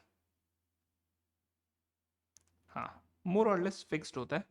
इनफैक्ट संडे वगैरह भी अगर ये पड़ जाए तो भी आ ही जाता है 1 फरवरी को बजट, ठीक है। मोर और लेस ऐसा ही कॉन्सेप्ट रहता है। जब इलेक्शन ईयर होता है तब दो बजट आते हैं। जैसे आप देखोगे 2024 के अंदर which was the last Lok Sabha elections, दो बजट्स आए थे। एक 1 फरवरी 24 को आया था और एक आगे चल करके 23 जुलाई 2024 को आया था। तो यानी कि एक फेब में आता है और एक जुलाई में आता है। क्यों जुलाई में आता है? क्योंकि सर मई जून के अंदर अपने लोगों का इलेक्शन होता है, लोकसभा का इलेक्शन, नई गवर्नमेंट बनती है। तो नई गवर्नमेंट पावर में आ जाती है जून एंड तक में, और फिर उन लोग मोटा मोटी 1 महीने का टाइम लेते हैं। जुलाई एंड में they select a date and they come up with a budget कि अब हम लोग जो है, नई गवर्नमेंट आ गई ना, तो नई गवर्नमेंट अपनी नई बजट लेके आएगी, पुरानी बजट से क्यों चलेगी। गवर्नमेंट अगर सेम भी रहेगी तब भी पुराने बजट से नहीं चलते, बिकॉज क्या होता है जनरली जो इलेक्शन ईयर के अंदर जो फेबररी वाला बजट होता है ना, उसके अंदर उन लोग ज़्यादा तामझाम नहीं करते, क्योंकि उनको पता है कि ये तो 2 महीने का बजट है, दिमाग लगा के ज़्यादा फायदा नहीं है, ठीक है। बट लॉन्ग स्टोरी शॉर्ट, इन सब को हटाइए, budget comes on the first day of February, ठीक है। इस बजट के अंदर ही रहता है आपका फाइनेंस बिल। बिल क्यों बोल रहे हैं? क्योंकि कोई भी चीज़ जब पेश की जाती है पार्लियामेंट में उसे बिल ही बोलते हैं। Once it gets approved through the proper channel, Lok Sabha approves it, Rajya Sabha approves it, president का सिग्नेचर लग जाता है, ऑफिशियल गजट में नोटिफाई हो जाता है, then it turns into an act, ठीक है। तो हर साल फाइनेंस बिल रखा जाता है। इसे क्यों रखना है सर? इसे इसलिए रखना है ना बिकॉज टैक्स बहुत डायनामिक है। डायनामिक और स्टैटिक का मतलब क्या होता है? Dynamic is something which changes as per the changing demands of society, changing demands of economy, changing demands of geopolitical scenarios, so on and so forth as the case may be. So tax is very very dynamic. Tax is super dynamic. तो अब जो है 1 साल का tax rate अगले साल कुछ और आ सकता है, कुछ भी आ सकता है, हालात बदल सकते हैं। हो सकता है अगले साल इकोनॉमी रिसेशन में चली जाए, तो रिसेशन में जाएगी तो उसे अपलिफ्ट करने के लिए हो सकता है टैक्सेस को कम किया जाए ताकि लोगों के हाथ में इनकम ज़्यादा बचे। लोगों के हाथ में इनकम ज़्यादा बचे तो वो ज़्यादा स्पेंड कर पाए, तो धीरे धीरे इकोनॉमी रिवाइवल में आएगी। कभी मानो थोड़ा इन्फ्लेशन बहुत ज़्यादा बढ़ रहा है तो उस केस में टैक्सेस ज़्यादा लगाए जा सकते हैं ताकि लोगों के हाथ में इनकम्स कम रहे, स्पेंडिंग्स कम हो, इन्फ्लेशन कंट्रोल में, सो ऑन एंड सो फोर्थ। तो इसीलिए एनुअली फाइनेंस बिल्स निकाले जाते हैं बजट के अंदर, जो हर साल के टैक्स रेट्स को स्पेसिफाई करते हैं। अभी आपको अपने दिमाग में इतना ही रखना है कि अपना जनरली जो भी टैक्स रेट्स है कुछ एक्ट के अंदर ही कवर्ड है। कौन सा एक्ट? ITA 2025 के अंदर कवर्ड है, और रिमेनिंग अपना फाइनेंस एक्ट से आएगा। अब आप लोगों का जो एग्ज़ाम है वो है May 27 एंड ऑनवर्ड्स। आपके लिए जो फाइनेंस एक्ट रेलिवेंट है, इट इज फाइनेंस एक्ट 2026। जब आप लोग एग्जाम लिख रहे होंगे, when you guys will be writing, by that time finance act 2027 would already be there. क्यों? क्योंकि सर 1 फरवरी 2027 को तो वो निकल जाएगा, महीना भर का टाइम लगता है सब जगह अप्रूव होने में, मोटा मोटी मार्च फर्स्ट वीक तक में वो फाइनेंस एक्ट में कन्वर्ट हो जाता है। तो आप तो एग्जाम मई 2027 में लिख रहे हो, उसके भी 2 महीने बाद, मार्च 2027 के 2 महीने बाद आप लिख रहे हो, तो you guys are writing in May 2027 at least, उसके बाद ही लिखोगे, या तो मई 2027 नहीं तो उसके बाद। हाँ, तुम लोग सब लोग मई वाले हो, लेकिन मैं बता रहा हूँ कि जो लोग वीडियो में भी देख रहे हैं, नवंबर हो सकते हैं, कोई जून हो सकते हैं, कोई सितंबर हो सकते हैं, कोई दिसंबर हो सकते हैं, कोई जनवरी 2028 हो सकते हैं, what ever be the case, सबके लिए फाइनेंस एक्ट 2026 ही रेलिवेंट है, फाइनेंस एक्ट 2027 रेलिवेंट नहीं है, फॉर द रीज़न कि हम लोग के जो भी क्वेश्चंस आएंगे, वो क्वेश्चंस आएंगे टैक्स ईयर 2026-27 से रिलेटेड, एंड इस ईयर के अंदर फाइनेंस एक्ट 2026 अप्लाई करता है, नॉट द फाइनेंस एक्ट 2027। क्या चीज़ होती है टैक्स ईयर, क्यों फाइनेंस एक्ट 2027 नहीं 2026 लगेगा, सब चीज़ों को डिटेल में करेंगे, स्टेप बाय स्टेप। अब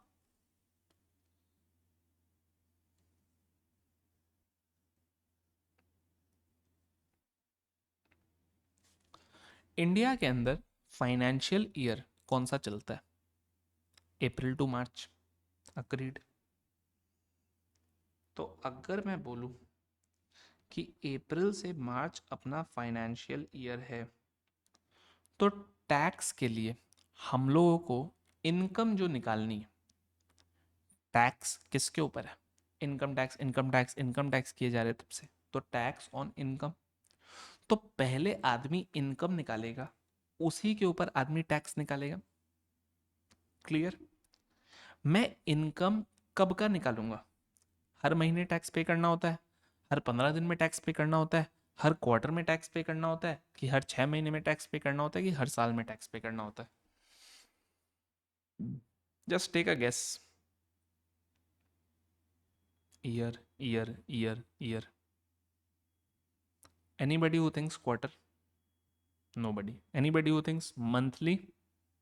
नोबडी। तो we are all very clear कि सर इनकम पूरे साल का निकलेगा, उसके ऊपर टैक्स बनेगा। गलत। गलत नहीं है, सही ही है, लेकिन स्ट्रेट जैकेट नहीं है। आगे चल करके बताऊंगा, एक एडवांस टैक्स का कॉन्सेप्ट होता है, टीडीएस का कॉन्सेप्ट होता है, सो ऑन एंड सो फोर्थ, जहाँ पर क्वार्टरली लेवल पर भी कुछ कुछ कंप्यूटेशंस करने होंगे, कुछ कुछ चीज़ें आप लोगों को मंथली लेवल पर भी देखनी होंगी, so on and so forth. But yes, to start with पूरे साल का इनकम निकाला जाता है, और रिटर्न आगे चल के हम लोग पढ़ेंगे, आप लोगों ने सुना भी होगा, जैसे अभी जुलाई चल रहा है, तो आप लोग अपने मम्मी पापा से सुन रहे होंगे कि रिटर्न का सीजन आ गया, रिटर्न लगाना है, रिटर्न लगाना है। तो रिटर्न पूरे साल का एक ही लगता है, तो return is based on the year total. तो टैक्स के लिए ना फाइनेंशियल ईयर का कॉन्सेप्ट नहीं है, नो। टैक्स के लिए कॉन्सेप्ट है टैक्स ईयर का। क्या कॉन्सेप्ट है? टैक्स ईयर का। तो टैक्स ईयर कुछ अलग है? नहीं, टैक्स ईयर भी यही है, अप्रैल टू मार्च ही है। टैक्स ईयर को डिफाइन क्या किया गया है, मीनिंग क्या है, सब चीज़ बाद में करेंगे। अभी के लिए यही मान के चलो, अप्रैल टू मार्च ही अपना क्या होता है, टैक्स ईयर भी होता है। ठीक है? अब आपके एग्जाम्स क्योंकि मई 2027 से लेकर के जनवरी 2028 के बीच में स्पैन करेंगे, तो आपके एग्जाम जब आप लिख रहे हो फिजिकली, उस समय कौन सा टैक्स ईयर चल रहा होगा? Listen to my question very carefully before you all jump to answer. I am repeating my question with a special emphasis on a few words, उसको गौर से सुनना। जब आप फिजिकली अपना एग्जाम लिख रहे होगे तब कौन सा टैक्स ईयर चल रहा होगा? Sir correct. तब तो सर टैक्स ईयर 2027 28 चल रहा होगा। तो उस समय जब 27 28 खत्म ही नहीं हुआ है तो आपके क्वेश्चन पेपर के अंदर 27 28 के क्वेश्चंस कैसे पूछेंगे? फ्यूचरिस्टिक क्वेश्चन पेपर्स तो नहीं बन सकते ना। क्वेश्चन पेपर जो बनेंगे they cannot be futuristic, they have to be realistic, they have to be reality based. हाँ, नंबर्स हाइपोथेटिकल हो सकते हैं, नंबर्स इमेजिनरी हो सकते हैं, लेकिन जो यूनिवर्सल फैक्ट है वो तो नहीं बदल सकता है ना कि सर जो साल ही खत्म नहीं हुआ उस साल का इनकम टैक्स हम कैसे निकाल रहे हैं। इसलिए एग्जाम जो रहता है वो एक साल पहले का जो साल खत्म हो गया है उसके टैक्स के ऊपर आपसे क्वेश्चंस पूछता है। इसलिए जो भी आप लोग बच्चे इस ब्रैकेट में एग्जाम दे रहे हो, सीए वाले कब मई सितंबर और जनवरी में देंगे और सीएमए वाले जून और दिसंबर में देंगे, तो अल्टीमेटली वो इसी ब्रैकेट में देंगे। तो आप लोग सब लोगों के लिए एग्जाम के अंदर यूनिफॉर्मली वो टैक्स ईयर रहेगा जो खत्म हो चुका होगा आपके एग्जाम के टाइम तक, ताकि आप पूरे साल का इनकम निकाल पाओ। सर जो साल ही खत्म नहीं हुआ हम इनकम कैसे निकाल देंगे? उसका इनकम निकालने के लिए तो साल खत्म होना जरूरी है। तो आपके लिए उस साल का ही क्वेश्चन रहता है जो साल खत्म हो चुका है, which is 26 27, and this happens every year. पहले एक कॉन्सेप्ट था प्रीवियस ईयर असेसमेंट ईयर का, उसमें मत ही जाओ तो ही बढ़िया है। उस कॉन्सेप्ट को इनकम टैक्स एक्ट 1961 में था जिसे रिपील कर दिया गया है। इनकम टैक्स एक्ट 2025 के अंदर उस कॉन्सेप्ट को लाया ही नहीं गया है। वो कन्फ्यूजन ही क्रिएट करता था, इसलिए मैं उसके बारे में आप लोगों को बताऊंगा भी नहीं। कभी किसी को जानना रहे तो आफ्टर दी क्लास रुकना, मैं तुम लोगों को बोर्ड के ऊपर बता दूंगा कि वो क्या कॉन्सेप्ट था नहीं था। अदरवाइज रिकॉर्डिंग के अंदर मैं इसके बारे में बात भी नहीं करना चाहता हूँ। ठीक है, अब आपका जो रहेगा टैक्स ईयर 26 27 के ही सारे के सारे क्वेश्चंस रहेंगे। Keep this in your mind. Point number 1। Point number 2, sir tax law आपने बोला बहुत डायनामिक चीजें हैं, तो क्या सर सिर्फ 1 फरवरी को ही जो चेंजेस आनी होंगी वो ही आएंगी क्या? और कुछ नहीं होता है क्या? सिर्फ डायनामिज्म क्या फरवरी में ही होता है? नहीं यार, डायनामिज्म कभी भी हो सकता है। गवर्नमेंट को मिड ऑफ द ईयर में लगता है कि कोई चीज़ बहुत क्रेजी हो गया है, तो हो सकता है मिड ऑफ द ईयर में कर दें। कैसे करेंगे आगे चल के हम लोग पढ़ेंगे कि नोटिफिकेशंस एंड सर्कुलर्स उन्हीं चीज़ों के लिए बने हैं, तो हो सकता है मिडिल में भी कुछ कर दे। I don't know, anything can happen. कब मोदी जी रात को 8 बजे आ जाए और बोल दे मित्रों ये होने वाला है वो होने वाला है, एनीथिंग कैन हैपन। तो सर एक चीज हम लोगों को बताओ कि जो भी बीच बीच में चेंजेस आएंगे हम लोगों को क्या वो भी पढ़ने हैं? नहीं। फर्स्ट एंड फॉरमोस्ट जो भी आपके चेंजेस आते हैं, चेंजेस को मैं कैसे ट्राइंगल से लिखता हूँ, क्यों? क्योंकि आप लोगों ने मैथ्स में पढ़ा होगा this is known as the symbol of delta. Delta means change, ठीक है? तो कोई अगर आपके चेंजेस आते हैं उन्हें हम टैक्स के लैंग्वेज में कहते हैं अमेंडमेंट्स। क्या बोलते हैं? अमेंडमेंट्स बोलते हैं।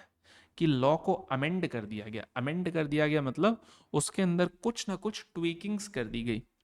हर अमेंडमेंट का एक विथ इफेक्ट फ्रॉम डेट होता है कि ये अमेंडमेंट विथ इफेक्ट फ्रॉम इस डेट से आएगी उस डेट से आएगी। गवर्नमेंट को बताना पड़ेगा कि कब से ये अमेंडमेंट आ रही है। पॉइंट नंबर 1, आपके एग्जाम के लिए सारे के सारे क्वेश्चंस टैक्स ईयर 26 27 से रिलेटेड।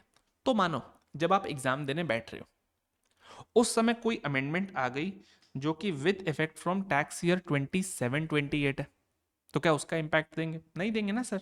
हम अपना क्वेश्चन पेपर का सब सोल्यूशन करेंगे, तो इवन दो हमको पता है एग्जाम में जाने के पहले हमारे फोन में नोटिफिकेशन आ गया कि ओ ये चीज चेंज हो गया टैक्स ईयर 27 28 से, कोई बात नहीं, टैक्स ईयर 27 28 से चेंज हुआ। हम जब एग्जाम लिख रहे हैं तब कौन सा चल रहा है?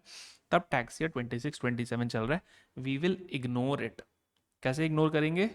जैसे कुछ लोग हम लोगों को भी इग्नोर कर देते हैं, ठीक है? वैसे ही उस चीज को इग्नोर कर देंगे। अच्छा सर, एग्जाम के कितने पहले तक का नोटिफिकेशन हम लोगों के लिए इंपॉर्टेंट है, या कोई भी अमेंडमेंट या कोई भी सर्कुलर? मानो कोई सर्कुलर ऐसा भी है जो कि लेट्स से आपके टैक्स ईयर 26-27 को ही अमेंड करता है, ठीक है, 26-27 को ही इम्पैक्ट करता है। अब आपका एग्जाम अगर मानो मई 27 अटेम्प्ट में है, तो आप क्या उस सर्कुलर को देखोगे?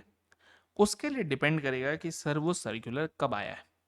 लॉ अपना आईसीएआई का कानून ये बोलता है कि आपका एग्जाम जिस भी मंथ में है, उस मंथ के फर्स्ट डे के 6 मंथ्स पीछे जाइए। कितना पीछे जाइए? 6 मंथ्स पीछे जाइए।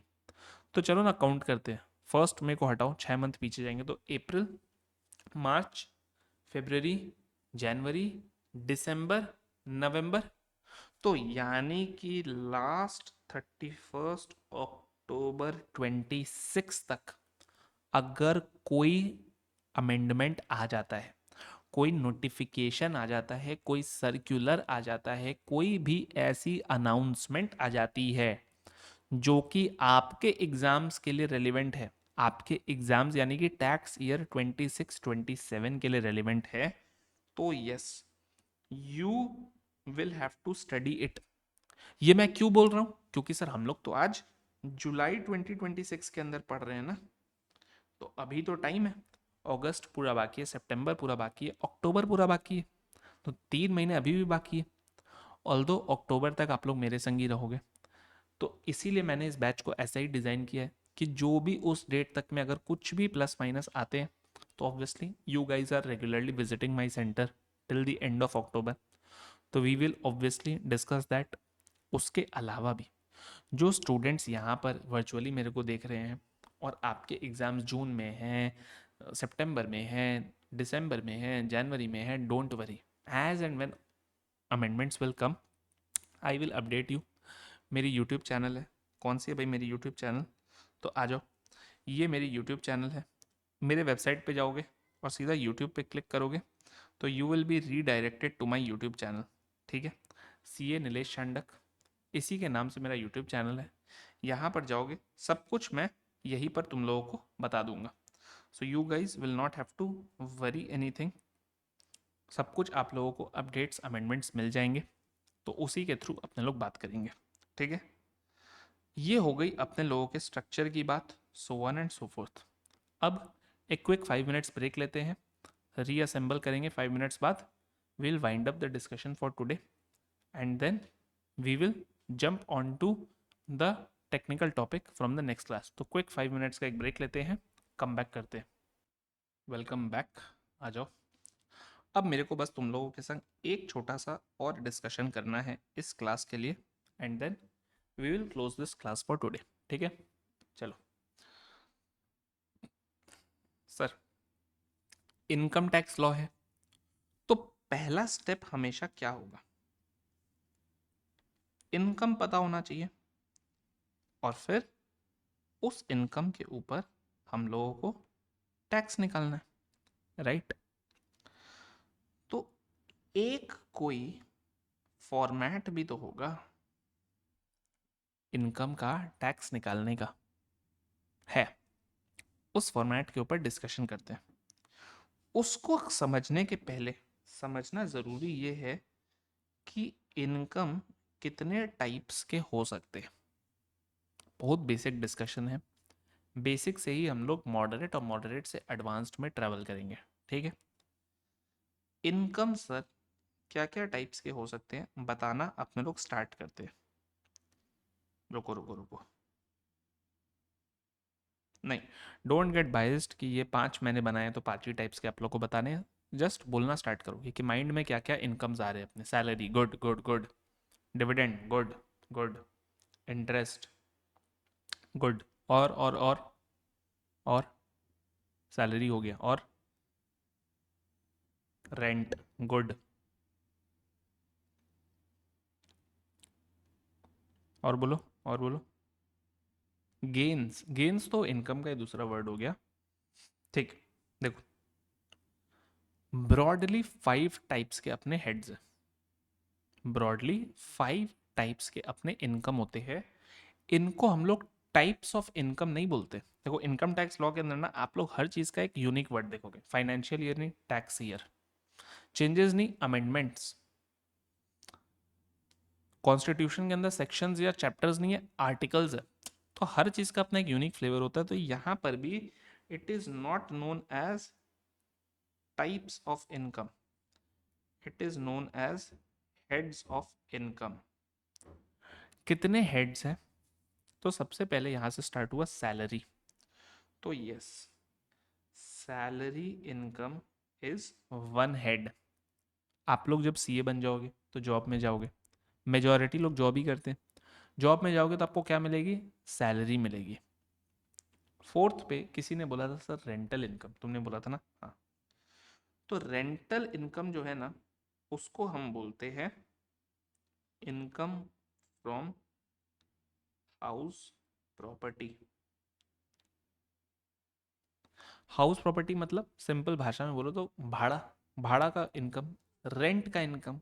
हाउस प्रॉपर्टी मतलब जनरली अपन कोई एक बिल्डिंग, कोई एक फ्लैट, कोई एक अपार्टमेंट उसको रेंट पे देते, तो वो। तीसरा जो अपन में से किसी ने ही नहीं बोला, भाई मैं क्या कर रहा हूँ, मैं यहाँ पे बिजनेस कर रहा हूँ, तो मेरा जो है ये सैलरी भी नहीं है, मैं तुम लोग से रेंट भी नहीं ले रहा हूँ, मैं प्योरली बिजनेस कर रहा हूँ।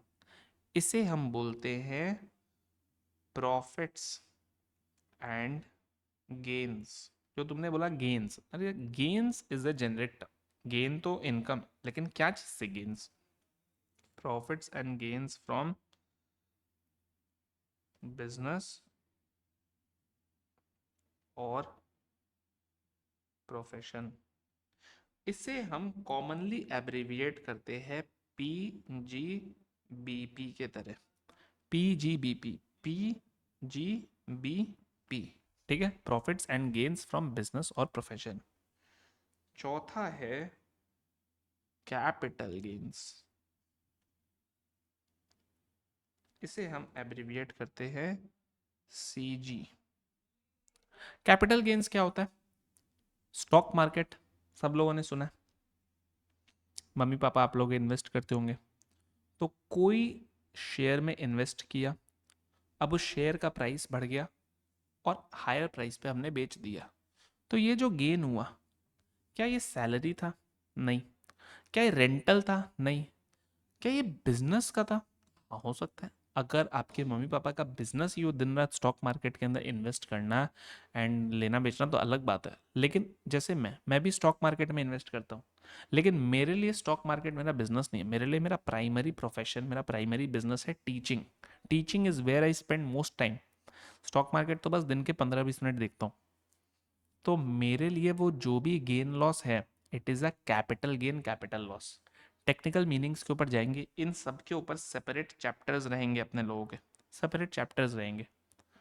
और अब जो अपन ने याद है डिविडेंड बोला था, इंटरेस्ट बोला था, सो ऑन एंड सो फोर्थ, जो कुछ भी बच गया इसके अलावा, anything and everything that is remaining, जो इन चार हेड्स में टैक्स नहीं होता है, उसके लिए अपना है income from other sources.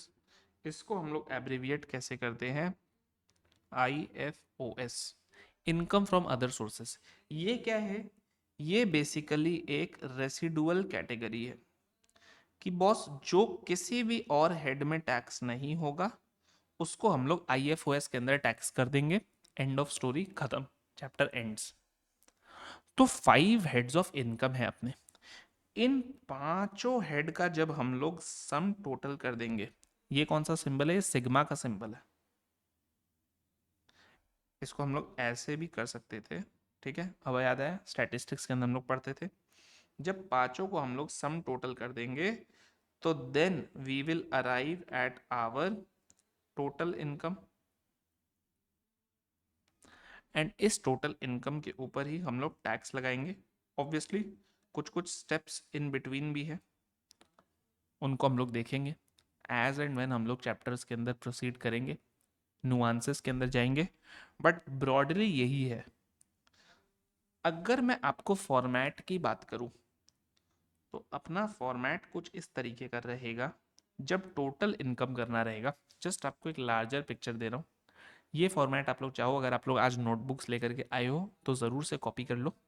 Broad format है, बेसिक फॉर्मेट है, लेकिन हेल्प करेगा अपने लोगों को आगे के स्ट्रक्चर्स के अंदर वर्क करने में, ठीक है। तो आपको कभी भी अगर रहेगा तो आप क्या लिखोगे, सबसे पहले एक टेबल हेडिंग जाएगा, क्या?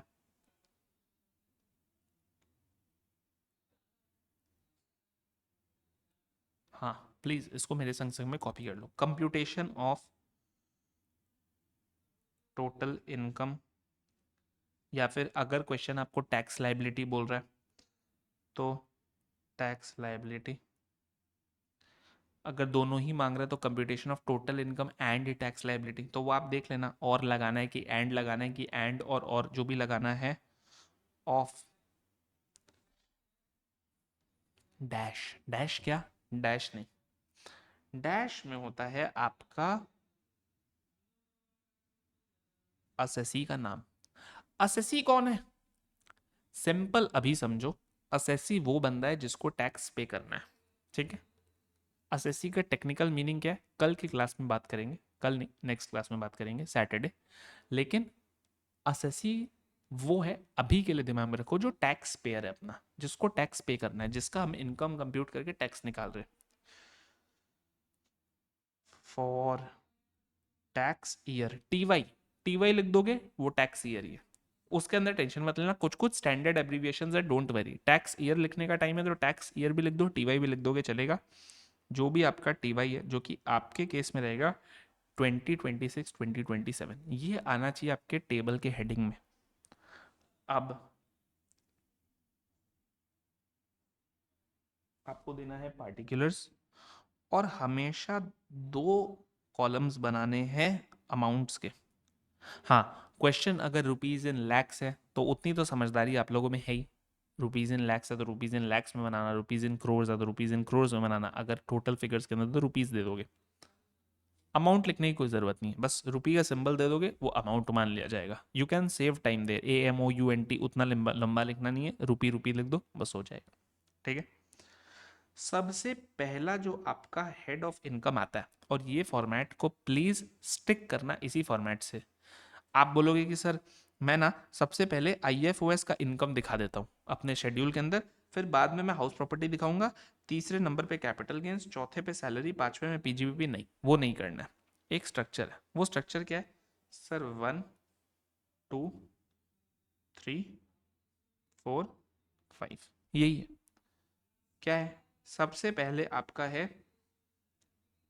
Income from salaries. इसके अंदर क्या करोगे, सबसे पहले आपकी gross salary including your perquisites allowances. ये मीनिंग क्या होती है, परक्विजिट क्या होता है, अलावेंसेस क्या होते हैं, सब कुछ बात करेंगे। इसको लिखोगे इनर कॉलम में। इनर कॉलम और आउटर कॉलम का सिग्निफिकेंस क्या, उसको समझिए। आपको ना हर हेड के अंदर कुछ ना कुछ एडजस्टमेंट्स करने हैं, plus minus plus minus plus minus, वो सब कुछ आप करोगे इस कॉलम में, इनर कॉलम में, और फाइनल फिगर लिखोगे आउटर कॉलम में। समझ गए? तो अब ये क्या क्या एडजस्टमेंट्स है, क्या है, आओ बात करते हैं। तो ग्रॉस सैलरी लिखा, इसमें से मेजरली आपकी दो चीजें लेस होती हैं। एक आपकी स्टैंडर्ड डिडक्शन,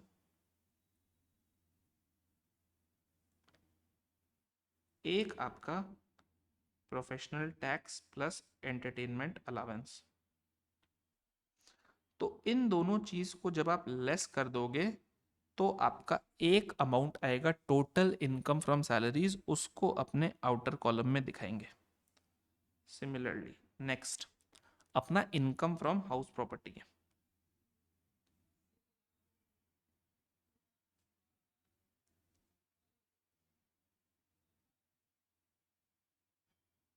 तो इसमें क्या होता है, इसके अंदर आपका होता है ग्रॉस एनुअल वैल्यू से अपन स्टार्ट करते। क्या होता है ग्रॉस एनुअल वैल्यू, सब कुछ बात करेंगे जब हाउस प्रॉपर्टी पढ़ेंगे। लेस करते हैं हम लोग म्यूनिसिपल टैक्सेस, जो आता है वो है अपना नेट एनुअल वैल्यू, उसमें से लेस करते हैं स्टैंडर्ड डिडक्शन, उसमें से हम लोग लेस करते हैं इंटरेस्ट। तो आपकी ग्रॉस एनुअल वैल्यू, उसमें से म्यूनिसिपल वैल्यू लेस करो या नेट एनुअल वैल्यू, इसमें से स्टैंडर्ड डिडक्शन लेस करो, इसमें से इंटरेस्ट लेस करो, जो बचा इसे आउटर कॉलम में दो। ये टू कॉलमनर फॉर्मेट का फ़ायदा क्या है कि जब आपको एंड में टोटल करना है ना, तो आपको बस आउटर कॉलम के फिगर्स को ही सोचना है, आपको टेंशन नहीं लेना बाकी सब फिगर्स का। तीसरा कौन सा है? पीजीबीपी। तो पीजीबीपी लिखोगे, हाँ आप चाहो तो आप पीजीबीपी एब्रिविएशन यूज कर सकते हो, या फिर एक बार कहीं पर भी आंसर स्क्रिप्ट के अंदर profits and gains of business profession जब भी फर्स्ट लिखो तब लिख के ब्रैकेट में पीजीबीपी देके आगे आप पीजीबीपी लिखो, that is a even more safer option. ठीक है, पीजीबीपी लिखा। पीजीबीपी के अंदर आपका जनरली किससे स्टार्ट होता है? नेट प्रॉफिट से आपका स्टार्ट होता है, और उसके अंदर प्लस माइनस होते हैं एडजस्टमेंट्स एज द केस में बी। तो they can be positive also, they can be negative also depending on the case. Total final figure PGBP का आ जाता है। ठीक है, फोर्थ कौन सा है sir? Capital gains. Capital gains के अंदर क्या होता है? अलग अलग असेट्स के लिए सब कुछ बताऊंगा, लॉजिक क्या है। हम लोग करते हैं फुल वैल्यू ऑफ कंसिडरेशन कि कितने में हमने बेचा एक असेट को, उसमें से माइनस करते हैं उसका कॉस्ट ऑफ एक्विजिशन, उसका कॉस्ट ऑफ इम्प्रूवमेंट, अलग अलग असेट्स के लिए। तो जितने में बेचा उसका कॉस्ट माइनस किया, अब जो आपका बच के आया ये आपका जो आ गया, ये आपका आ गया लॉन्ग टर्म या शॉर्ट टर्म कैपिटल गेन। क्या होता है सब कुछ बताएंगे। और फिफ्थ है आपका इनकम फ्रॉम अदर सोर्सेज। अब इसके अंदर क्या है, जितने भी आपको क्वेश्चन के अंदर सोर्सेज दिए हुए, मानो डिविडेंड इनकम दिया हुआ है आपको, इंटरेस्ट इनकम दिया हुआ है आपको, कुछ और इनकम दिया हुआ है, मानो पेंशन की इनकम है या कुछ भी, सो ऑन एंड सो फोर्थ, सब कुछ को लिखो। कोई अगर उनके अगेंस्ट कुछ खर्चे हैं तो उनको माइनस करो, और नेट के अंदर एक फिगर आ गया। अब आपको क्या करना है? This plus this plus this plus this plus this, इन सबको जब जोड़ोगे तो this is your gross total income, जिसको हम लोग एब्रिविएट करते हैं जीटीआई। टोटल इनकम नहीं है ये है आपका ग्रॉस टोटल इनकम। मतलब इससे भी अभी कुछ माइनस होगा। ग्रॉस का मतलब क्या होता है कि समथिंग विच इज टोटल, उसमें से कुछ नेट करेंगे कुछ लेस करेंगे तब जाके नेट आएगा। तो ग्रॉस टोटल इनकम आपका आ गया, इसमें से आपका डिडक्शंस लेस होते हैं। ये डिडक्शंस ब्रॉडली कौन से होते हैं? ब्रॉडली हम लोग पढ़ेंगे एक चैप्टर 8, ये मेरे बुक का चैप्टर 8 नहीं है, ये इनकम टैक्स एक्ट 2025 का चैप्टर 8 है। यानी कि ये कोई भी टीचर के बुक में जाओगे ये चैप्टर 8 ही लिखा रहेगा। इट इज़ नॉट कि मेरे बुक का चैप्टर 8 को माइनस करेंगे, नहीं। ये इनकम टैक्स एक्ट 2025 के अंदर अलग अलग चैप्टर्स है, उसके अंदर चैप्टर 8 एक है, ब्रॉडली उसके डिडक्शंस है, उनको जब हम लोग लेस कर देंगे तो अपना आ जाएगा टोटल इनकम। और इस टोटल इनकम के ऊपर फिर आप टैक्स लायबिलिटी कंप्यूट करोगे, तो जो भी आएगा आपका टैक्स लायबिलिटी, ऐसे आपका पूरा का पूरा जो है आंसर बनेगा। ठीक है, तो ये है अपने लोगों का ब्रॉडली, बट चलो इतना मैं जूम आउट नहीं करूंगा। ठीक है, ये है अपना ब्रॉड स्ट्रक्चरल फ्रेमवर्क।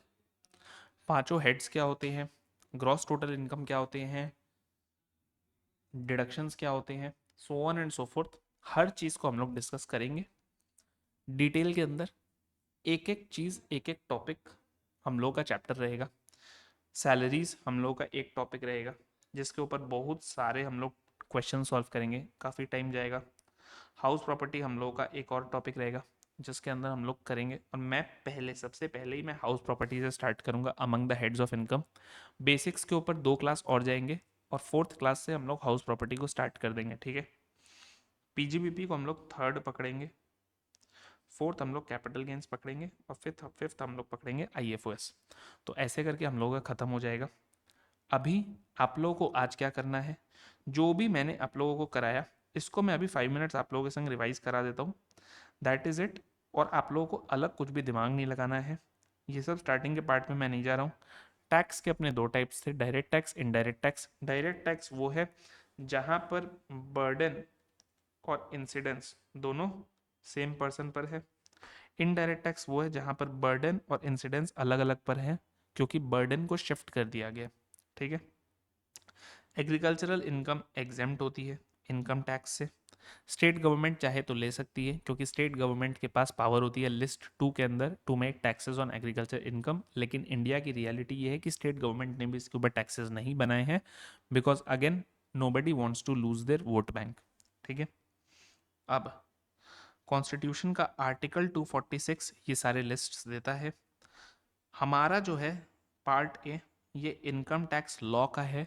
लॉ के अंदर बेसिकली 5 पार्ट्स है। हमें एंटायरली इनकम टैक्स एक्ट 2025 पढ़ना है along with certain rules, income tax rules 2026 के।